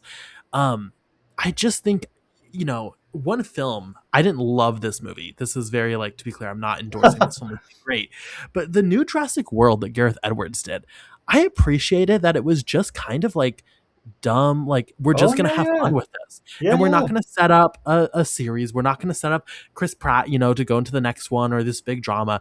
We're just going to have like dinosaurs and the basic formula, and it like delivered enough to where I was like, yeah, that was enjoyable. I think Star Wars, I just wish like at the very least you could go and say, well, that was enjoyable, because I don't think like Last Jedi, it just like, I think it got to the point where it was like buying into its own hype a little too much. It was trying to be a little bit too much. Like, and I think even like as a brand, you mentioned the video game, which I don't care about. So I'm going to mention something I assume you don't care about. Like even with the theme parks, I know there was like this bit, they opened Star Wars Land at Disneyland, and there was all this drama about like, where does it take place in the timeline? And we can't have Han Solo there because it wouldn't equal time wise. Like he wouldn't be canonically there with Rey. And it's like, what do you, like, we're so far gone from the plot of just like what entertainment should be and what Star Wars should be. And then they just put Han Solo in that area like this week, and people were like, this is unacceptable. Now how am I supposed to buy in that I'm at Star Wars Land if Kylo Ren is there and Han Solo? It's like, shut up, like who cares? I just think people really lost the plot and just started really trying to make it like it has to be serious, it has to be. And I guess maybe that's it. We all became insecure about, not like us per se, but just society became insecure about liking things that were like kind of childish and fun. So we had to be like, no, Star Wars actually is super serious, and it actually like has all this depth and it has all this lore, and it's like yeah, but like no one, that's not the point of Star Wars. Do you know what, Carson, as well, to that degree, what makes it even more tragic is that a year later something happens in politics, and this should have felt like this was an era like, ignore that, and just there's got to be some comfort here. But somehow the two get intertwined. It's like people had to take the same people who would have liked this 10 years ago then had to be socially conscious, politically conscious about what was happening, especially if you were Latino, or if you were a foreigner, let's say, or if you were a woman, or even a young boys like getting radicalized. Like you had to grow up very quick and to realize what certain things were and what was going to happen. And I think the byproduct of that era was that things then became, you couldn't separate the two. Everything had to become serious, which is quite a big shame. It's like when young kids have to go to war or something. I know that's like a major jump, but I don't think that they don't come back kids. Like if you have tragedy happen to you or something traumatic happen to you when you're a kid, you don't really like fulfill childhood, if that makes sense. Like you have to like become like an adult really quickly. And I think that seismic thing of that man getting elected is that big within the world. I think there is, undoubtedly. I always think to myself when I think about this franchise. I want to ask you a question in a second, but what always makes me laugh is that like I love the fact, not just like J. J. Abrams and his son doing like a Spider-Man comic, but like I always piss myself when I watch that video. But I always find it funny where like I can imagine J. J. Abrams like on a stage with Kathleen Kennedy and all of them going, "You're not going to know where this film goes. You're going to have no idea. You're going to be so surprised." And then they get off stage and someone goes, "JJ, what are we going to do?" And he goes, "I don't know. I don't know what we're going to do." And like panic sets in. You mentioned the Starfighter ship with Sean Leather. I'm done for that. Oh, brilliant. That'll probably make really good money with the Project Hail Mary doing very well. The irony of them two making that film and then get fired of Solo is like you could not make that up. That's hilarious to me. Again, another major fuck up. But there was a time where Patty Jenkins was like going to make a Rogue Squadron move, and it's like that's never happened. I'm like, I always wonder why, like because she's a woman. I just wonder why could you not get that off? Like, how can you make 5 seasons of The Mandalorian or whatever, and like Andor, like a secondary character from a Rogue One, and dies at the end? Well, we're going to see him rise up. Like, I mean, I've seen the first season of that show. It's actually very good. I haven't seen the second one. That was meant to be 5 seasons, but I get to the point where like, right. So you're advertising to me ideas that are interesting on paper, but you don't have the bottle to make them. And then there was like, Ryan Johnson's going to make his own trilogy. Well, that never happened, thankfully so, because he's made these Knives Out movies. Keep on doing that, Ryan. Keep on doing that. And then there was a Taika Waititi thing that needs to die so quickly. It's unbelievable. That man needs to disappear. I've had enough of that. Next goal wins. Like that man needs to like burn somewhere. Like I'm just disgusted with that man. That's like such a dirty like thing to have done, and then like never got shit on for either. And then that fucking free guy thing, which I said to you, I would always there's like an in-joke to me, Kaz, about if anyone sees that on Twitter or X, that gets sent to that person. And we've stopped doing it. I have anyway because it actually makes me feel sick. And then then there's this connotation that became out quite recently that there was going to be a Daisy Ridley trilogy. Yep. A film after that. Now, I'm going to say this now because I think it's relevant to end it on that point and ask the question to you, but I'll say my opinion first. This doesn't deserve that follow-up. These films, this idea, this achievement does not deserve a 5 or 6 year follow-up to a character that hasn't earned it. The franchise hasn't earned it. The audience don't want it for multiple different reasons, which are unfortunate and fortunate. But I'm a firm believer that does not deserve to come out and make loads of money on the backbone of fucking ruining that character in this franchise. She's not old enough to take that on anyway, literally. It doesn't make any sense. Like, 5 years? So she's 19 when the film, or 18 when the film starts, which would be 23 or 24. Give up. Like, I remember when I was 24, 6 years ago now. Different times. You're in that time. You're going to be a different person when you're 34. You're a different person when you're 14. God, like, the abstract of where you were at 14 to 24 to 34 or 44, like, how are they going to write that character? I just think, to me, they haven't deserved to do that. They don't deserve to send that out and be like, come on, Skywalker Con, whatever it's called. I don't know what it's called. Look, Ian McDiamond's here. It's Emperor Palpatine. Roll it again. Do the voice. They don't deserve to do these things, and unfortunately, there's a lot of people who idolize this franchise to a degree, which we mentioned before, who love it. And unfortunately, those people are the victims of this because they keep on getting sucked into a world that they want to see, but it's not quite there anymore. And I feel brokenhearted for that because, like you said, it all comes down to an economic value. Well, if you haven't watched it, you can't go to Galaxy's Edge. You're not a Star Wars fan. You haven't seen 19 seasons of this. Like, it comes down to like a financial thing. Like, you've got to buy the comics to understand this. So you've got to buy the books to understand that. I think like the financial thing, like people like go dress up and stuff. I remember when people were going to not to Turkey, but to Morocco to go to the huts and stuff like that. Like, that's cool. These people now are going to theme parks, spending thousands of dollars to see animatronics and stuff for a glimpse of getting to that world. That's a sad state of affairs for me, unfortunately. No, all well and good. I know you're Yeah. big on the theme park ride. You're a Well, Disney. no, I mean it's sadder that there's not even animatronics anymore. They're too cheap to put those, so it's like Yeah, I not mean, like even like there's they can't even do yeah, that well. there's a tragedy there, yeah. But the question to you is like, I don't want to like shit and burn things and like that. I'm not here for that because I feel like it's so depressing. I feel like this is going to go that anywhere. But I'd be fascinated to you. I feel that this has written itself to a point where there needs to be a full stop for a little while now. Yeah. I know I sort of know what you're going to say, but I don't think this franchise deserves to milk any more of these products about Rogue Squadron or Days of Ridley. It doesn't deserve that, in my opinion. I'd be fascinated to know that. Would you run the risk with the feeling that they might get it right, or are you at the point where I'm at, where I've just had enough of it anyway? I've had the high and such a low here, where they don't deserve any of my money, and I don't want anyone else to feel like that either. And I think the fact that they're going to do this Days Ray thing, and that hopefully that dies of death, and they keep on like doing this. If anyone threatens me with a Taika Waititi Star Wars film, to me, I will fucking go mad. I'll go feral. Like someone paying for that, and like hearing him riff, and like in a Star Wars movie, and like it's just silly. Like we've gone from levels of like just silliness. But I'd be fascinated to know too. Do you still think they can rescue this? I know you've mentioned Mandalorian and Grogu and stuff like that, and I can understand your opinion to a certain degree. But I'd be fascinated to know where you look at 10 years time now, because in 5 years, that's the time where they should be doing another trilogy. That's the idea. I would imagine every 10 or so years. Look, I'll throw it back to you. I'd be fascinated to know where you think if this deserves to go forward, where you could see it going forward. Is there even room going forward? The theatrical experience. I'd be interested to know your feelings of this.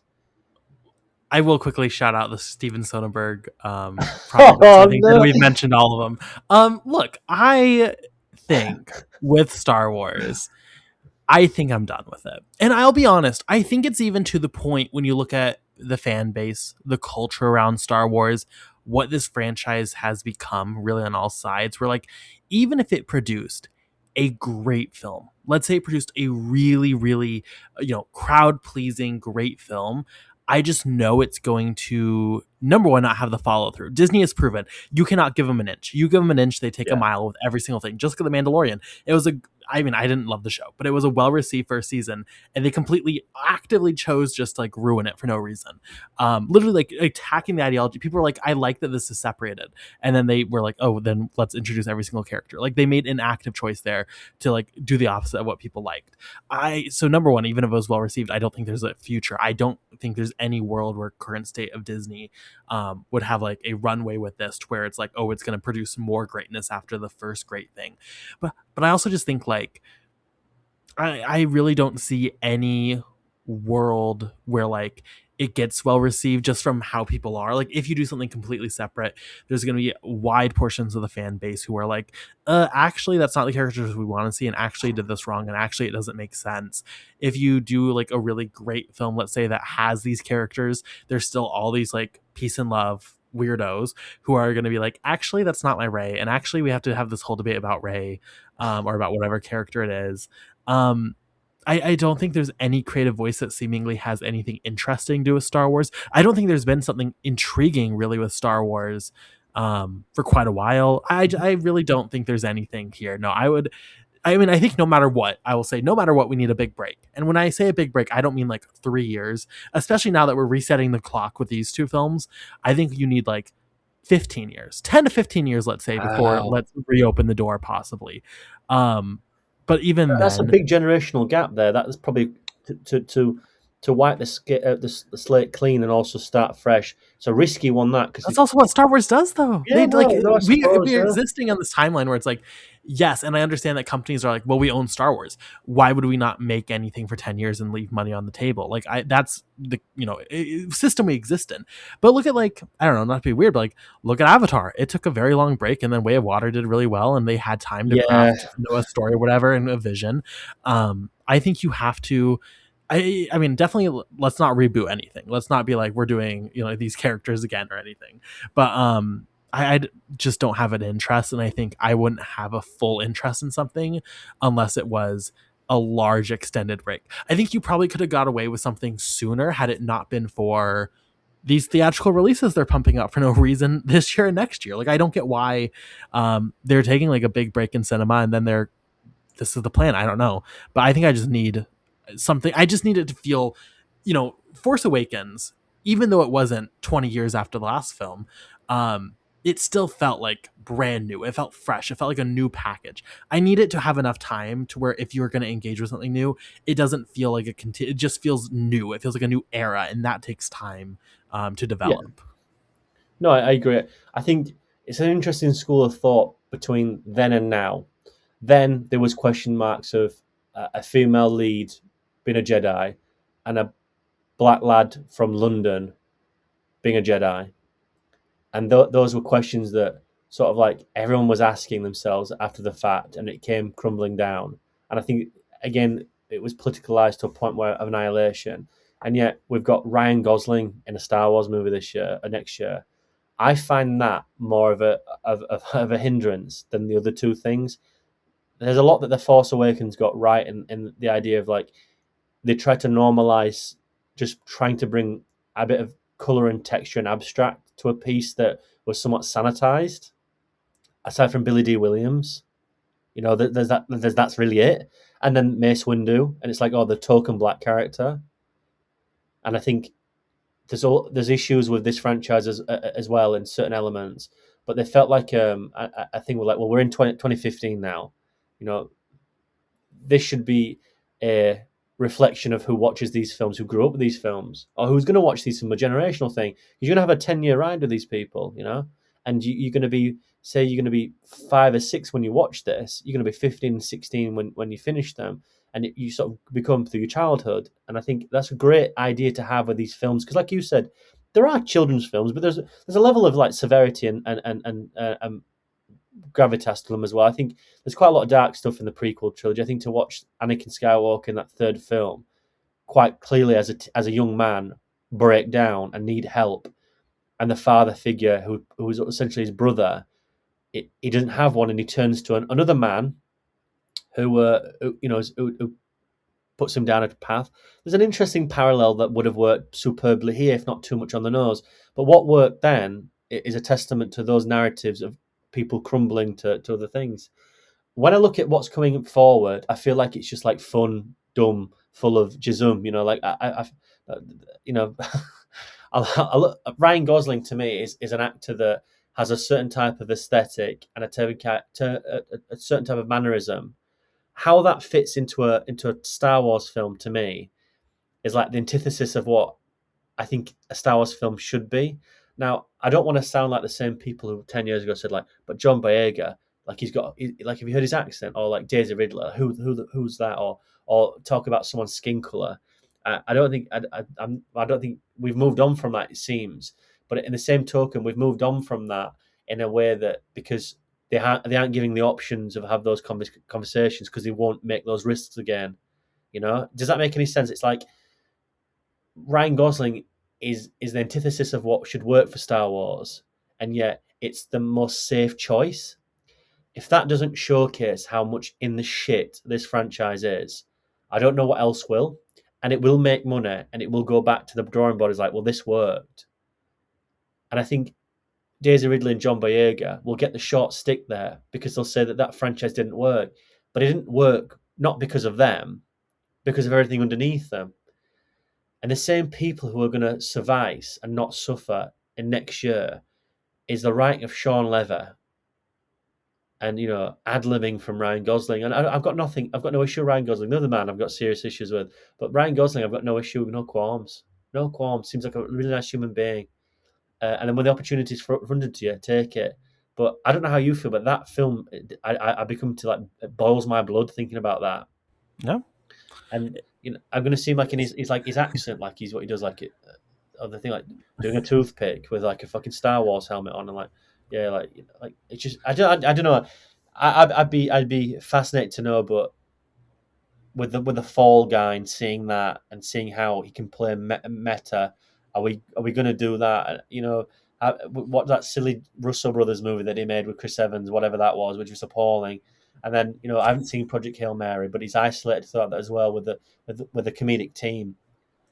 Are we gonna get that again? I have major fears for that. I major fears, but I feel like where we're at now, to bring it to a close, um, it is sad. It is. I've grown up with this franchise, and I've seen it at high highs. I mean, I was too young to realize that people hated the Phantom Menace, and I was alive enough to realize what the fuck is attack? What is this attack? What is this Attack of the Clones? Like, what is this? But there's still, like, there feels like a journey there. This really shit the bed, unfortunately. But Yeah. I just don't have any hope for anything. I think, like you said, I think 10 years, get a generational gap, and then those, if you were 15 or 10 or 15 when that came out, I think you're right. I think it actually might need to be longer. It needs to be 30-year-olds, like 15 years, 20 years later, and they're having children, or maybe like something like that. I think that's how long this has got to calm down. But 15 years in the film space. It's crazy right now. That's You go from the Phantom Menace to the Force Awakens. That's a long, long time. So I don't know. They must have a plan, but it's all financial, isn't it? So I'm not. I don't know if they have a plan. I don't won't be know. I don't. speculating. I mean, you talk about Ryan Gosling. I just can't get over the Sean Levy factor of that. Like that. didn't bring Like him up. I don't even see Ryan. Like I feel like there's Ryan's like a small man behind like a very large wall, and I'm like I don't even see Ryan Gosling behind the Sean Levy factor. I don't know. The last thing I will say, and this is not to be like dark, but and we kind of mentioned already, but like when I look at this original trilogy, even the Force Awakens, or this really, I guess, modern Star Wars, I can't help but just like really get an icky feeling with how this series affected these newer actors, and like the writing is not good for any of them, but like you look at John Boyega, who's had very, very public struggles as a result. Oof. Kelly Marie Tran obviously had very, very public struggles as a result. Daisy Ridley had very public struggles. Like all these actors who, through no fault of their own, were put into. I mean, number one, like to be clear, the writing was not good. It was also just like racism and sexism and whatever you want to say, where it was not even on the films and the writing. But like, it's not like this was an innocent experiment or an innocent flop for these people. Like they had like in their personal lives real damage done, and I just feel like it's really difficult for me at this stage to be like, let's just keep throwing people at Star Wars, because you talk to any young actor, I assume they would blindly, of course, accept to be in a new Star Wars film, and it makes sense why, but like at the same time, are we setting them up for success? And I don't know. I think with this stage of the net, and that's a big conversation, but it feels really icky. Not to bring this down a peg, but I think that's a really good point. And I think this needs to be stated to a degree where people need to listen to this. Right, you've got to, like you said, John Boyega goes home, right, to a Nigerian descent family. Kelly Marie Tran goes to a family that's descended from the East, okay? These are type of families where you don't go as an actor's profession. Like, it's just not a thing. Like, they come from instability, or let's say a lot less financial security than that is in the West, and they want new lives for the children. So to take risks like this as immigrants like that, it's quite a bold risk. And for it to pay off and one day go home and say, Mom, Dad, I'm in the new Star Wars movie, okay? That 24 hours there is going to be something experienced like no other. You'll be walking on the sun there. I cannot imagine, as a young actor, who both of them have done little things, but Kelly Marie Tran and Daisy Ridley, let's say, who happen to be both females, and then John Boyega, who's done a little bit beforehand, but nothing to this extent, all go home and have that chat. Now, you fast forward 3 years, right? And that conversation is very different. Even a year later for Kelly Marie Tran, I saw stuff on Twitter and X about that actress, which I think is absolutely sickening. I think I mentioned in my review, she's nowhere near anything worse in that film. And actually, she has quite like a tight arc there, where she sees her sister die in the opening, and that's why she don't want to see anyone die for the cause. There, it's just the writing underneath it's just non-existent. And what they do in the third film to her, I think, is absolutely vile. But Daisy Ridley and John Boyega, I think Daisy Ridley is an interesting one because she's somewhat surviving out there and doing certain things that nobody watches, which is fair enough, but she's actually surviving as an actress. what worries me about John Boyega is that there's a certain thing that happened during COVID, didn't there? I don't necessarily know what, and I think certain issues have happened there, and that's not for me to say. And I don't really know the whole story, but he was in a film. He dropped out. He did Small Axe with Steve McQueen. He was fascinating in it, really good, really good.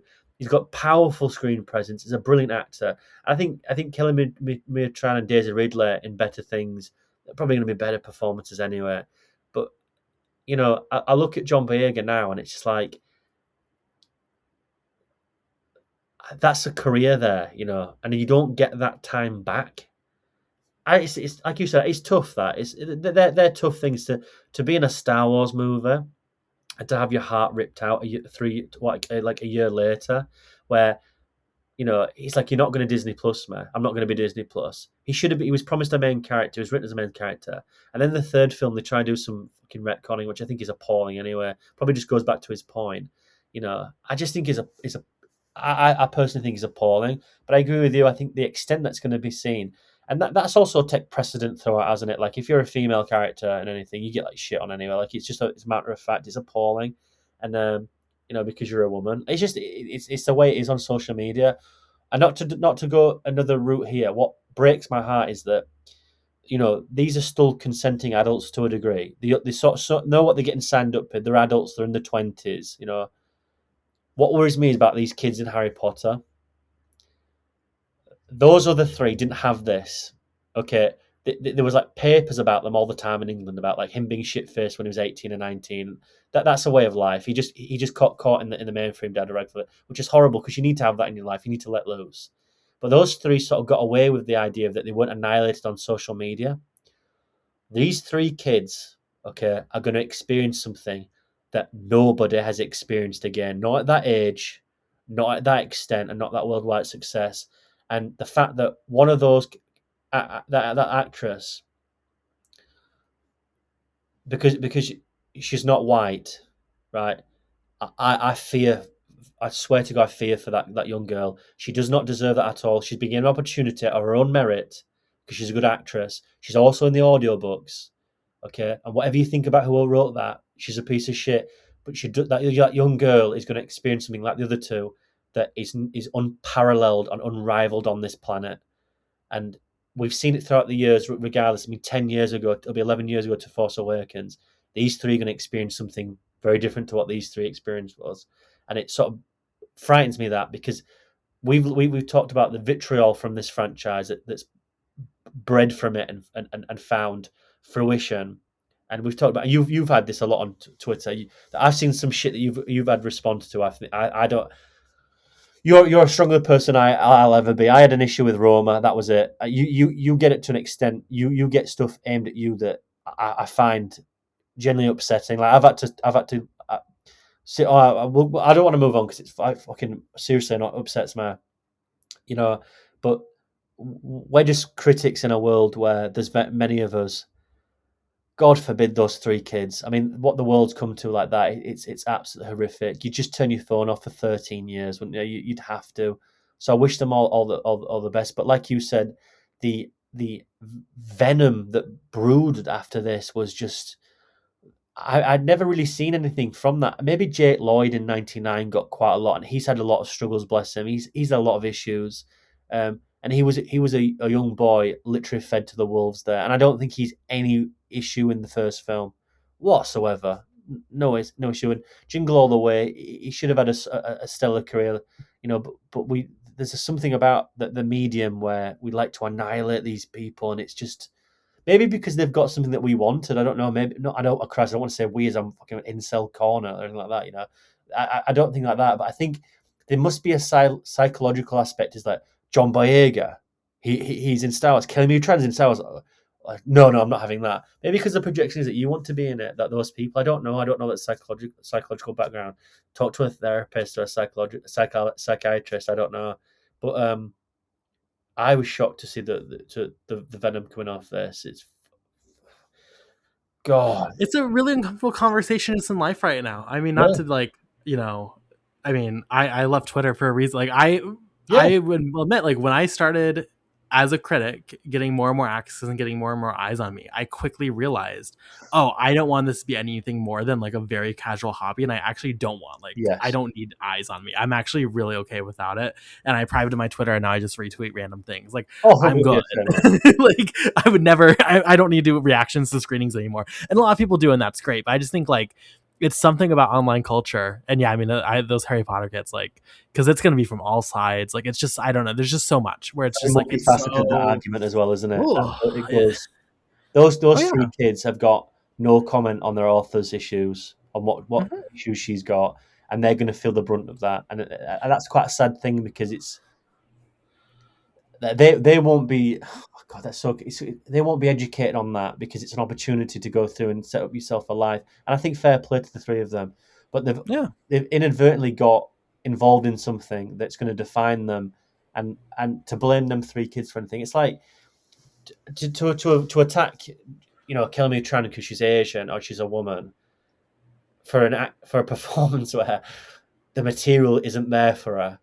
Why is that not aimed at Ryan Johnson? Like, why are we not educated enough? No, I just want to stop saying we, because I don't want to be involved with these people. I don't know how people can annihilate her or John Boyega's character or even Daisy Ridley, but there's no substance under there anywhere. But getting back to your point, I don't see that getting any better. I think because everyone has a Yes. handheld device, it's going to be tough. But they've definitely moved on the Star Wars motif from that. They're bringing in now, which was an antithesis of the idea of what worked, is that you would bring in unknowns, and Yep. it gave Carrie Fisher a career, and it gave Harrison Ford a career. Mark Hamill sort of had a spur and had a rebound the last 20 years and so. Yes. And then with let's say the Phantom Menace, they sort of intertwined a bit more major characters, like Samuel Jackson's in there. It's like, didn't he say like motherfucker in like Pulp Fiction, And then you've got Ewan McGregor, who was in Trainspotting. They feel like risky moves to make at that time. Maybe not Yeah. more so for us, but I still think having the guy who invented heroin in his arm in what 2 years before was Obi-Wan Kenobi. Yeah. And, you had Liam Neeson and somebody who'd done Schindler's List, very dark stuff. And then you've got, now in Force Awakens, it went back to that. We're going to bring in very minute type of actors, and we're going to surround them by popularity. But that they've gone away from that ideology, perhaps because it's safe. But I would never have thought they would go down the direction of what they're doing now. If you asked me 10 years ago where we would be now, I don't think I would have guessed this. I don't think I would have guessed. I would have thought this would have had a Rocky trilogy. Rocky 2 and Rocky 3, they would have been interesting. It would have been turbulent times, because to do that for all intents and purposes is a tough task. And ask anyone who does a trilogy; it's very difficult to devise. But I would not have guessed the extent that we're at now. 10 years Yeah. later, where we're at with television's taking the king. John Favreau's involved, right? Kathleen Kennedy's now stepped down, which probably would feel like an actual progression anyway. Dave Filoni's there. Dave Filoni should have been there from the beginning. He glued this together from 2005 to 2015. He glued it together, and they cancelled his show and they started anywhere. I mean, what a massive fuck you to the guy, And then Yeah. they're adapting his character Ahsoka in a live action television show. You can write this. Honestly, you can write this. It's again 17 weeks. This would have been episode 9. We would have another 8 episodes left to go. Like to me, it's an interesting aspect. I'll just end this on them, which I find fascinating. Yeah. Is if you ever wanted to know what 2015 was like, this film or the whole thing surrounding this very much explains or tells the cultural aspect of like where we were at the time. If you want to see what the 30s would like, you watch the movies of the gangsters and that they make all the money but they don't prosper. You look at immigration in the late 20s and the 30s, Ellis Island stuff. You look at Frankenstein, the idea of a foreigner coming over, someone who doesn't look at you the same way, who doesn't sound like you, other. But then you look at the film behind the curtains. You've got immigration being very strong in those. Bela Lugosi from Hungary, Boris Karloff. Like there's an interesting sentiment there. You can look at cinema and become very intertwined with the actual cultural, social, economic statements behind them, or especially the era. This very much feels like the time of when it came out. It feels like there was an idea of what was meant to be presented, but it was run by people who didn't really have any idea of where to go forward, and mistakes were made and promises were made, and it alienated a lot of people, and then elevated a darker crowd, very much like the film itself does, very much like it did to its audience. And then on a political aspect, what's happened has happened, and that's how I feel about this anyway. I think it's a very difficult film with an adult life or an adult eyesight to sort of look at and have fun with, because to me it was like great opportunity, great optimism, and then turned its back, faltered on the people who were there for it, which sounds like quite immature, but I feel that sentiment quite strongly. I feel like this was an opportunity that became opportunistic, if that makes sense. Yeah, I guess I kind of view Force Awakens at the end of the day as like I view Star Wars right now, where it's like I think I will always like in my mind think back to 2015 and how enjoyable it was, and I'm happy that we had that, and I don't want to ignore that moment, but like I really don't have much of an interest in engaging it past the memories. Like I think I'm okay leaving this in the memories, both the film and the franchise. And when you look back at it and you big dig into Star Wars now, it really, I don't know, it just leaves a sour taste in your mouth every time you kind of revisit it. It's another like bitter taste. Who knows how we will feel in a year, but I feel like right now I feel good leaving. Like I feel like we've done Star Wars. I feel like we've talked about Star Wars. Maybe we'll do a whatever episode, but I think I'm okay kind of leaving it in the past to our memories at this point. I think we've done it, but at least that's where I'm at. And I think Force Awakens echoes that, to where the best thing about this film, the best experience you're ever going to have with Force Awakens, in my opinion now, unless maybe you're showing it to like your kid for the first time and your kid is experiencing Star Wars, and I think that could be magical. I think nothing is going to be better engaging with this film than just thinking back to how cool it was in 2015. So I guess that's where I'm at. I agree. I think that's a great, yeah. Yeah. You just can't watch it on a single level, because it adds to something else. That's the harsh part about it. It's difficult to see it in singular, let's say, but good luck to anyone who does. Yeah, fair enough. With that, until we get our press passes to Star Wars Con or whatever it's coming to be. With that, that's going to do it for our Force Awakens episode. Let's end this episode with our rapid reviews. Anything we've seen recently that we haven't talked about. To be honest, I've been super busy at work this week, so I've not seen a ton. As far as what I'll mention, let's see what I've actually seen. I am, for some reason, doing a MCU rewatch before Doomsday. Got to Captain America: The First Avenger. I mean, I will say Phase 1 is like the nicest part of this. You watch Iron Man and you're like, this rules, and then it kind of just goes downhill. Captain America: First Avenger, I don't know, it's very safe. It's like overly safe. I don't hate all the ideas here. Like I think it's like really fine, I guess is where I land on it. I watched The African Queen, which was nice. I like the technical aspect, good acting. Didn't necessarily love how this movie takes like some really, really poignant social perspectives and moments and turns it just like really into a romance. It really is one that kind of loses itself to the romance, but I still enjoyed it overall. And then I watched Lost City of Z for the first time. Not sold lead actor, but certainly an engaging look at like the price of adventure and obsession with adventure. I saw a lot of comparisons people made to this in Herzog's filmography, which I think is like perfect fits to a T. Let's see. And then finally, I'll mention, actually I have two more things. 1984. I watched the one from 1984 because we're talking about 1984. A movie that it's really well made. It's, great cinematography, especially. I love what they do with the colors here. Great performances. But it's one that like by the end, I mean, the book itself is just relentlessly hard to watch and just like miserable in like a very intentional way. And when you're watching the movie 2 hours in, by the end, I was like, I don't know if I can finish this. Like, it just gets so just continuously dark, to where it's just it stops being like really something I want to engage with. But like, I don't necessarily think that's a bad thing for what it's going for. Have you seen Terry Gilliam's Brazil? I have not. I would watch that as a follow up. Yeah, I think I'd be fascinated to know your opinion on that. Yeah, sorry to interrupt, but definitely. No, I'll definitely watch it. Yeah, definitely do. Finally on Netflix. I am a sucker. I think we both are of like shark movies, and they released Thrash, the one about the hurricane hits and the sharks swim up, and it's horrific. It's so fucking bad. But but it's fun. I've not killed you with that one, to be honest. It's if you like dumb shark movies, it is really bad, but it is like bad in a way that I had some fun with it. Very silly. So I don't know what the director was doing, because it's like a decent director. It's like an okay director normally, but this one was really poor. So that's, I guess, what I've been watching. Jack, what have you seen recently? Mine's been terrible. I've watched two things. Have I watched two things? Yeah, I've watched two things. One I'd interested to get your opinion on. The first one I did. I joined Nicola Grasso, a friend of the show. He's never on here anymore with me, but maybe that's Nick's fault. I don't know. He's super busy. He's in Berlin. It's all over the world. He deserves the success anyway. He invited me on to do an Anatomy of Adaptation with Atomic Blonde, The Coldest City. I never read the graphic novel, and we read that, and we did a review of both of them.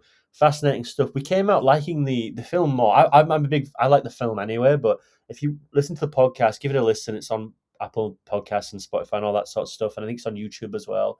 Really fascinating to look at the graphic novel and the adaptation, and certain changes about misogyny in there, and to showcase how a man would build up in cinema a strong-willed woman, or let's say that motif of a strong written female character, and then how the graphic novel does it in a very much way. Because I found the graphic novel was very much sedated is the wrong word, but it was very much stoic how it used Lorraine's capabilities through psychological, whereas the film very much more goes for the physical, which I thought was indication of like the John Wick thing. But fascinating conversation. I hope anyone gets out from that.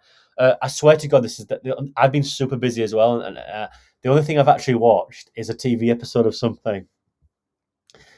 I did watch the season 3, episode 1 of Euphoria, because I've seen the first 2 seasons when I was working away about what feels like 3 years ago now. And it's interesting. I'm working away now. It feels like it feels like Groundhog Day. We've had chats about Sam Levinson on this podcast. We did Assassination Nation, I think, on Uncut Gems. I really like that film for how dangerous it portrays it. I think it's a really interesting feature. Very much at the time of that conversation just starting to ramp up, and then it's just not ever stopped since. I didn't watch Malcolm and Murray. I won't ever do that to myself after leaving the views. I just don't know how that man gets away with writing characters in a certain way where it's so derogatory. Like, why those actresses and actors have signed up to do that and be like, and particularly, you look at Jacob Elroda, and I'm like, he's a fascinating actor, but the sequences where he doesn't look like he's shot in the same room as someone, and then Hunter Schafer's not even involved. Angus Cloud, rest his soul's not involved either. Sydney Sweeney is like written to be someone who's hypersexualized, and the stuff that's going on outside the bubble is very difficult to comprehend at times, with actions and opinions and then what's been said around that about good genes, which is like, okay, I don't know if that was meant to be as big as it was, but then like the hypersexualization of that character and how it's written, like how they write Zendaya, and like it's almost like a man who's fetishizing things that he can never touch and never be capable of. So he's writing it in a way for like through extremes, and that's interesting because ultimately you write from your thoughts and feelings, and Tarantino does it very similar to Sam Levinson in a way, because Tarantino will write whatever he wants to write, how he feels and thinks, which is nothing wrong with that because it's a Tarantino thing. But the Sam Levinson thing goes not more so thematically, but more sexually. And there's certain things in that where I'm a 30-year-old man. I've been married 4 years, and I don't want to sound like I'm like got my Bible in my pocket, like damn this, like Holy Father and the Holy Spirit and stuff. But I watch that and think, how do you, as a writer, ask your actress to do that, where not only does that demean her as a character that you've written, but also demeans not only the audience because you're writing about something that you don't really have an opinion on, you're just presenting it, which I think is also like underwhelming to begin with, but also as an actress, people will Google your name for a reason and to want to see certain things. Now, you've got to be aware of that now. You've got to be aware that there's an actress doing that for certain reasons. All well and good. It's just that I think that there's certain ramifications and connotations of what he's doing with this show. Bear in mind, I'm only episode 1 in, so we'll see how we get on. But I'm sure we'll be there for episode 2 and 3, and we'll, like Penguin, I might just turn it off. But I just find it very interesting. I know that, like, I think have you flirted with the Euphoria before? I don't know. I'm not, I haven't watched this episode yet, but I'm up. I mean, I watched the first 2 seasons. Yeah, it'd be interesting for us to talk about that as these podcasts go on, if every few weeks, because I don't know, like somewhat sickened with it, but I suppose that's the idea of the show, is to like make the audience be sickened. But I don't know, if you've got nothing to present and you're just making wild statements and sexualizing like characters, like we're just like a porno with no like sex, like it's just, we're defeating the sort of the object here. Like, what are we doing? You present a thing about a young girl getting absorbed into an OnlyFans thing, which for a lot of young girls is like an option that they take, and then there's other girls that there's only an option to take. Talk about that. Why is that reason? Why is that one girl who's dating a millionaire? Why is she choosing to do that? And other girls who have not come from similar backgrounds, like fighting for careers like Zendaya. This is not interesting, talking about those sort of things. So I don't know. I think that it's like he knows his audience and people will watch that for like uncomfortable reasons, let's say. But maybe it'll change. Maybe there will be a Sam Levinson degree of like the man knew all along. Maybe.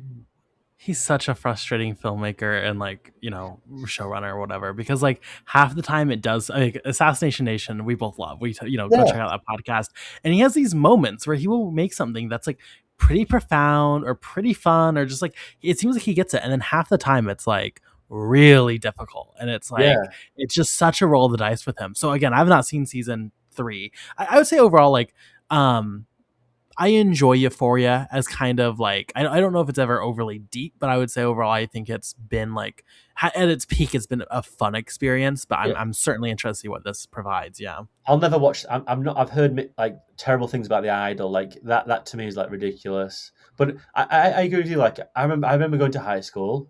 Like that wasn't my high school experience. I like the heightened reality of it. Yeah. But to take those people out of high school, we're just making a Steven Soderbergh movie now, like of heightened sexuality, but no Steven. Just less AI now. Yeah. Oh my god, what a fall from grace that is as well. That'll be that. We can't talk about anything more depressing. We won't have an episode on it, but we'll certainly probably talk about it somewhere. That's all I've seen. I've not seen much. I've been too busy, unfortunately. Yeah. Well, I'm happy that you found time to join us today, and I don't know, it was I think I wouldn't miss this. Bit of a therapy, yeah, a bit of a therapy, but that's okay. I was the Carson. It's like that's the thing, isn't it? With that, Jack, if we want to find your words online, where can we find them? You can find me on X. I don't really go on it. I find it pointless. Like what we mentioned before sort of ultimately defines what the whole thing's about. You can find me on, like I said, Uncut Gems, ClapperCast with Carson, Anatomy of Adaptation when Nick invites me, because he always forgets about me. Maybe he just thinks I can't read. I don't know. And you can find me on Clapper with all the usernames of Jak-Luke Sharp. It's my full name. I've got a review of Saipan and Peaky Blinders. I keep on saying I'm going to do it, but I just need to sort of edit them. But like I said, life moves fast. It's very tough at the moment with everything going on. But it's always a pleasure to spend time with you, Carson. You know that I was really, really fortunate to have always met Carson, and to do this on a Saturday night, to spend some time with someone who's just talking shite. And Carson's like video chatting like, Jack, move on. You're always lovely to experience Saturday night with, and to talk. I know we talk about a multi-range stuff where I just talk shite, but it's a very good experience to talk to you anyway about anything, and to talk about something that, there's a lot of moving parts of The Force Awakens. It's not simply just a movie review. You're always very generous of having these topics of conversation, opening the broad strokes and stuff. So thank you very much for having me on. Your programming is excellent. I've always said this. You do some really good stuff. The conversations are really good. And your guests are always really fun as well. So thank you very much for having me on. I love you to pieces as well. So I can't wait till we do another one another weeks. Right, we'll roll the dice again. No, thank you for joining, and thank everyone who joins. You can find my words on Buttered Popcorn and Clapper. Over on Clapper, I will shout out, just posted a review for Daredevil Born Again Season 2, all my MCU stands. Disney stand, yeah. Let's see it. For some reason, I don't know why they continue to be like, hey, do you want screeners? Considering I go on this podcast and like I'm very negative towards them, but I will keep taking some of them. Also, I'll shout out Beatrice Grasso. It's a little bit late now, but from Berlin Film Festival this year, posted a series of reviews. Definitely check that out. On Clapper, we just posted our Casablanca review, our Sanjuro review with Hilary White. Coming up soon, we'll be discussing Steven Spielberg's Hook. So that's going to be interesting. Also, again, new episodes of Uncut Gems and Anatomy of an Adaptation, so go check those out also. Thank you, everyone, for listening and supporting the podcast. We love you here on the show, and we'll see you next time. Goodbye.